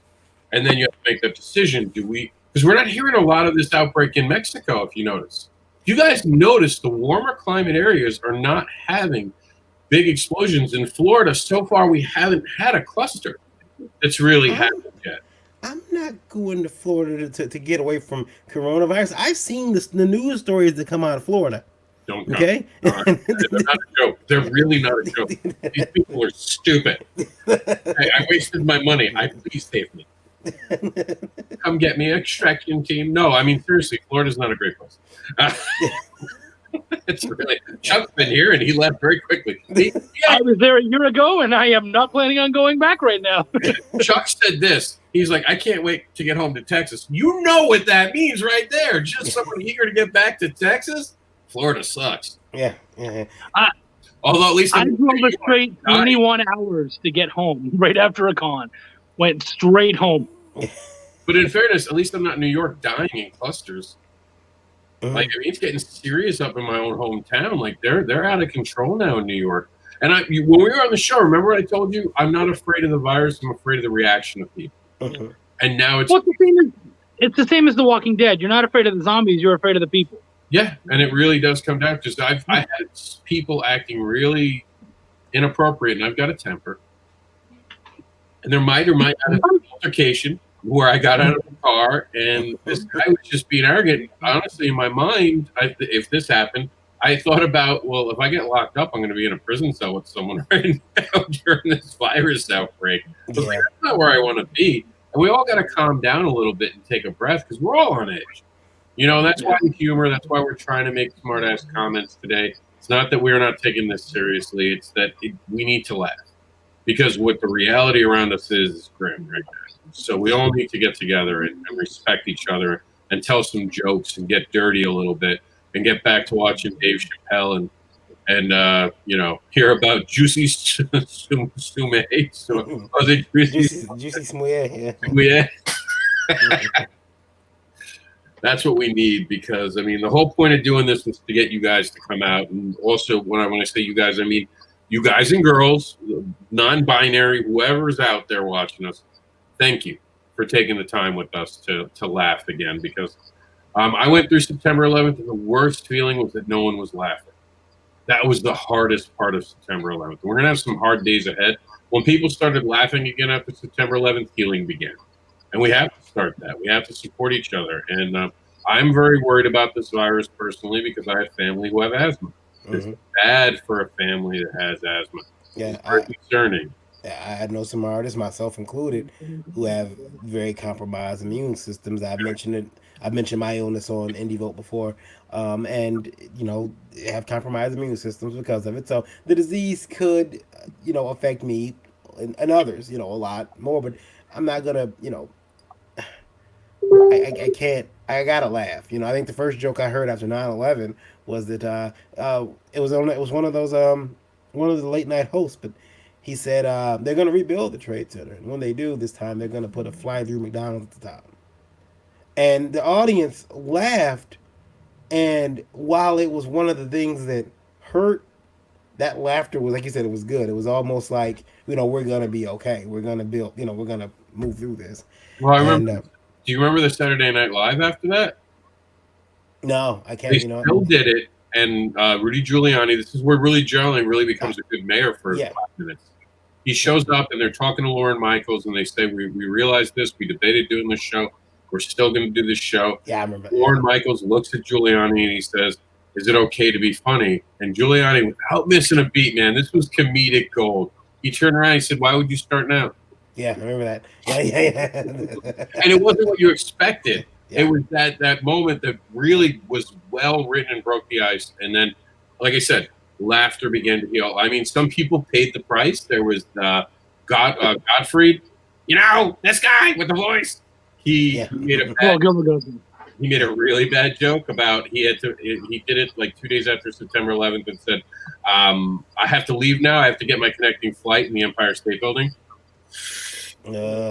Oh, yeah, it didn't go well. But, I mean, he tried, and that's all we can do is try to give some humor. And it's a shitty time to be alive, but we're alive. Don't forget that. Don't ever forget we're still alive. It'd be a shittier time to be dead. Yeah, exactly. You know, if you haven't died yet, stop burying yourself with dirt. Live. Get on these things. Back things. Run up your charge cards, getting all of my merchandise on my Kickstarter found at freehugsandspanks.com. If you're going to be home alone, you're going to need reading material.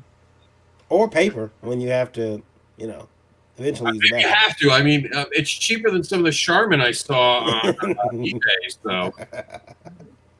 And by the way, Chuck has all the toilet paper. For anyone in Texas, Chuck has it all. Well, we only bought 2 packs. I have a dozen swords. Come and get it, people. the toilet. See, we all thought the next war was going to be over oil. No, it's over 2-ply. Yeah. Let's do this. Don't touch my stuff. You know, everyone's wondering why toilet paper is selling so hard. Do you guys have any theories? I know why. Wendy knows exactly why. Okay, come here. Wendy's going to tell the story. Come here. I'll tell you what, I'm not getting on camera. No. You just brought him out. No, let her say it, but you mime it. Okay, so when this first started, the CDC put out a statement that said that if you are quarantined, these are some of the essentials that you should make sure you have a 2-week supply of. The key thing is they said if you're quarantined, and it shows just how much people read. They read the first thing on the list, which was toilet paper, and stopped reading right there and went out and bought toilet paper. Yeah. See, I have a different theory. I just think people are scared shitless. Can't it be both? Hey, if it's shitless, then they don't need toilet paper. Well, I mean, if the shit's gone, you got to wipe. Why are we running out of laxatives? You know, you say that, but I went to the store yesterday, Target, and I was going for something completely off brand. It wouldn't affect this at all. But the laxatives were gone. I was like, why would anyone take laxatives at this time? Well, you know there was a post on Facebook this morning of a medicine section at a grocery store, and the only medicine that was left, literally, was Mucinex. Which you might actually need. Yeah, exactly. That one might work. You know what's not selling too well? Condoms. So we're gonna have a lot of kids. Yeah. We're gonna have a lot of kids in about 9 months coming. I did a video from Walmart, and there was condoms galore. I'm like, is no one screwing? I mean, no, they are. They just don't care anymore. They're like, I don't care if I know. Then 9 months from now, what did I do? Well, you know what? I seen something that said, I've seen some of the girls you guys lay up with. If that chlamydia is not going to stop you, a cough won't. But someone had made a really good joke about the teenagers. They're going to be so anyone who's born during this period, 9 months from now, in about 13 years, they'll be the quarantines. It'll be the COVID generation. What, Wendy? They're going to be the COVID generation, she said. Yeah, and you COVID, you COVIDers. The other thing though is that I noticed Corona kids. So the wipes are missing now. I'm like, everybody, just go buy diapers. Just shit on yourself. It'll be fine. Just go buy adult-sized Depends. You think it's funny, but every time I have to go to the bathroom, I have to take a shower now. Yeah. Yeah, you conserve paper. I haven't seen the paper shortage since World War II. Mm-hmm. But you know what? Comics are going to go back up. I can go buy a 22-page X-Men book for 99 cents. That's cheaper than... And early on, I got a lot of Marcel Dupree's comics. I also have this book called Right or Wrong, which I can now use plenty of. Oh God! Well, just swab the paper up a few times, soften it up. You guys are horrible. Yeah, and don't you guys me. I'm staying out of it, man. Don't you lump me in there. I think that he's right. He's texting me the jokes. You know who would be able to say this? A white guy. Yeah. Well, I had a vendor in my store yesterday. I had a vendor in my store yesterday, and he was saying all these receipts people are getting from all this crap they're buying, they could use those for their toilet paper. Yeah. Dude, your Walgreens, dude, that's several days. And that's the perfect strip. It's like the wipe. Mm-hmm. Yeah, you're right. He's like this. Took the sock puppet. Like what you don't see is that I'm actively reaching across here like this. You say it. You say it.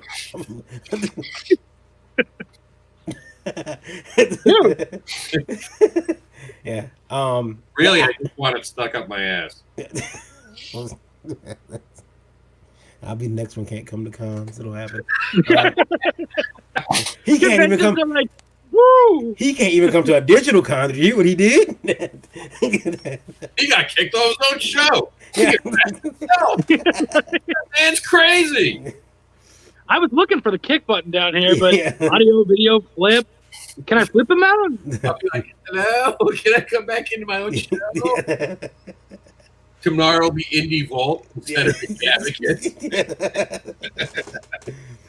I wonder though, guys. Now that we've had so much stuff happen, now that we've had this, the virus, and it's gonna probably get a little bit more worse before it gets better. Yeah.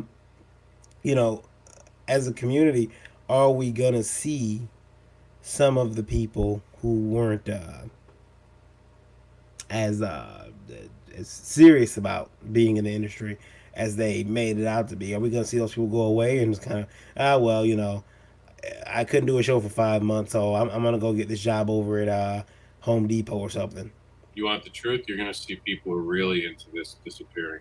Mhm. This is going to bankrupt people. This is going to think about all of our artist friends who make $2,000 a show. Had 3 shows lined up this month. Now we're out $6,000. Mhm. And that goes on for 2 months. That's $12,000. It goes on for 3 months. That's 18. I think what it's going to affect is the extremes. The people who rely on this for their regular income, and then the regular people, and then the kind of hobbyists who are like, dude, I need to make some money. So it's kind of those people sort of in that middle region who, say have a second job or they have another income. Those are the ones who are probably going to do the best right now, sadly. And any weak publisher right now is going to go under. Yeah. Any publisher that's been struggling just lost, unless they have an online game.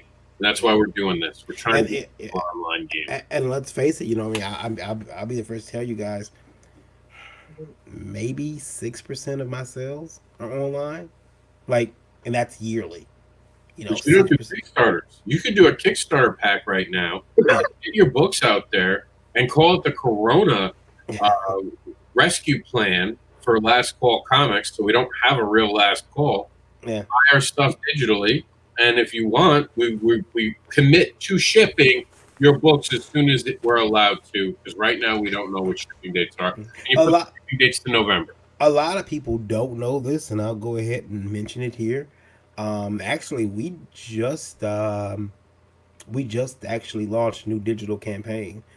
Not a crowdfunding campaign, but the books aren't there yet. But I have been threatening for a while. I'm the type of person that will put together something and it's already there and set up before I actually start advertising it or launching it. So I'm not comfortable even mentioning it, but we have started an app, and it's got it's a Last Call Comics app, and it has it'll have very shortly here the Last Call Comics books that I have will be there, and you can download them there through that app. But yeah, I mean, look, Kickstarter, Indiegogo, anything you can do to get your books out there, do it. We don't want to see anybody go out of business. Especially people who pick this time to get into the business. There are people who who just started.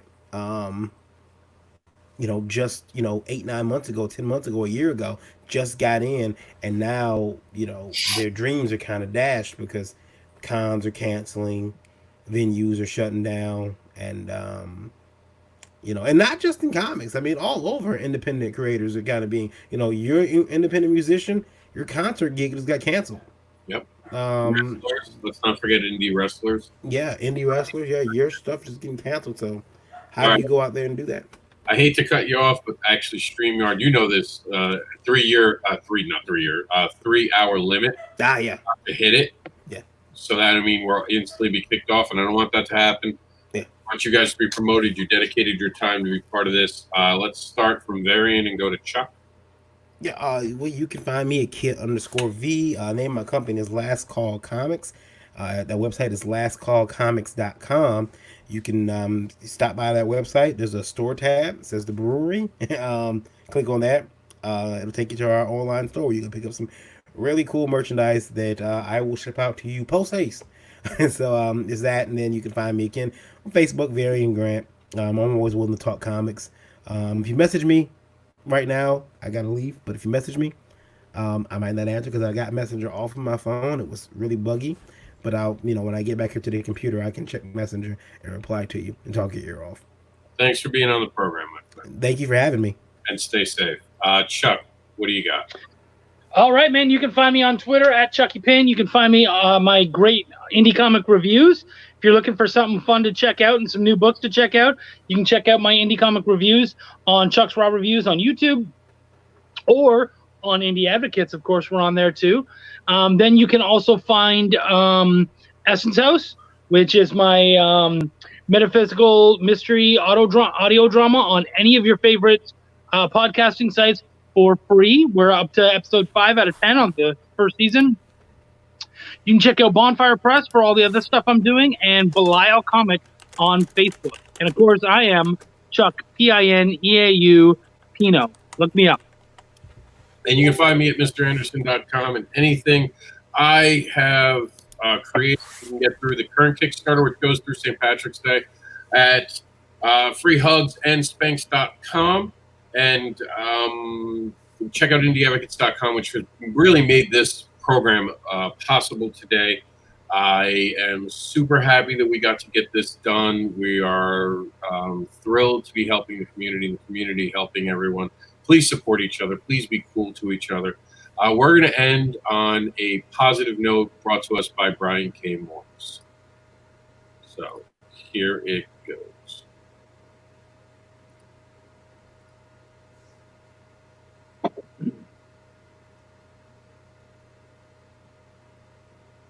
I promise it's playing. It's just a slow open. Hello, I'm Brian K. Morris, independent book and comic publisher, hybrid multi-genre author, award-winning playwright, and former mortician's assistant. I'm here with some serious news concerning the current coronavirus pandemic and its results in regards to Rising Tide Publications and myself. First of all, you may have noticed in the news that many social events are either being delayed or canceled completely because of the health risks in gathering large numbers of people in enclosed venues. For those of us who make a significant amount of our annual income from attending these shows as either a guest or a vendor, in all honesty, this poses a serious challenge for many of us in keeping a roof over our heads. I will say that we at Rising Tide Publications sympathize with the challenges and inconveniences the pandemic poses for the buying public, our fellow creators, our show promoters, and other related industries. We're all in this together. For the foreseeable future, I will continue to make personal appearances as long as the event is being held. For your safety and mine, as well as the rest of the planet's, I will stringently follow the guidelines established by the Center for Disease Control and the World Health Organization to combat the spread of COVID-19. We at Rising Tide encourage you to do the same.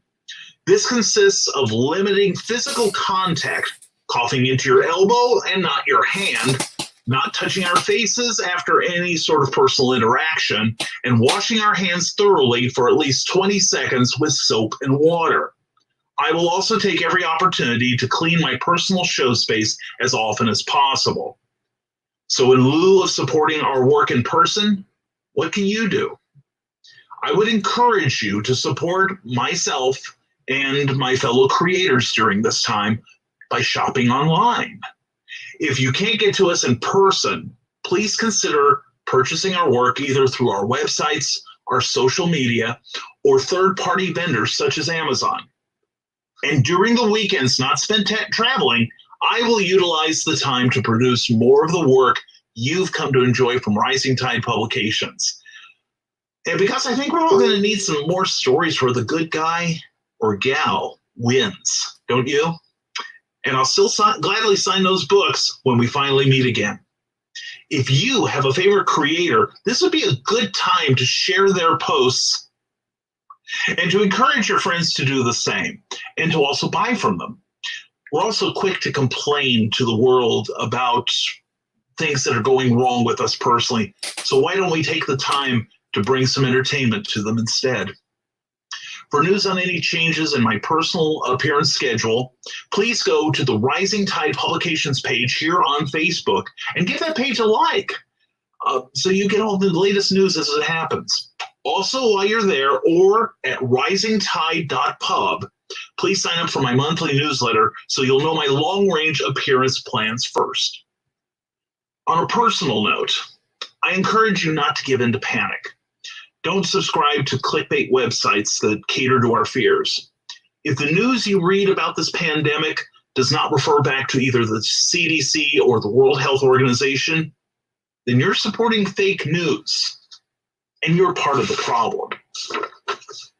So do the research when you read any article from your local newspaper or the broadcast media. As one of my favorite YouTubers says, love with your heart, use your head for everything else. So wash your hands frequently. Look out for the person next to you, stay positive, and read a good book or two. And stop hoarding toilet paper. You look kind of silly doing that. Instead, check on your neighbors and your friends, particularly those who might be in extra risk of contracting the coronavirus. Maybe it's time you wrote that book you've been talking about all these years, eh? So be smart, be careful, and don't be a dick. That's how we survive a pandemic, the rising tide way. Thank you for watching this, and remember, never apologize for being awesome. We'll see you back here for day 2 with some more awesomeness and some panels.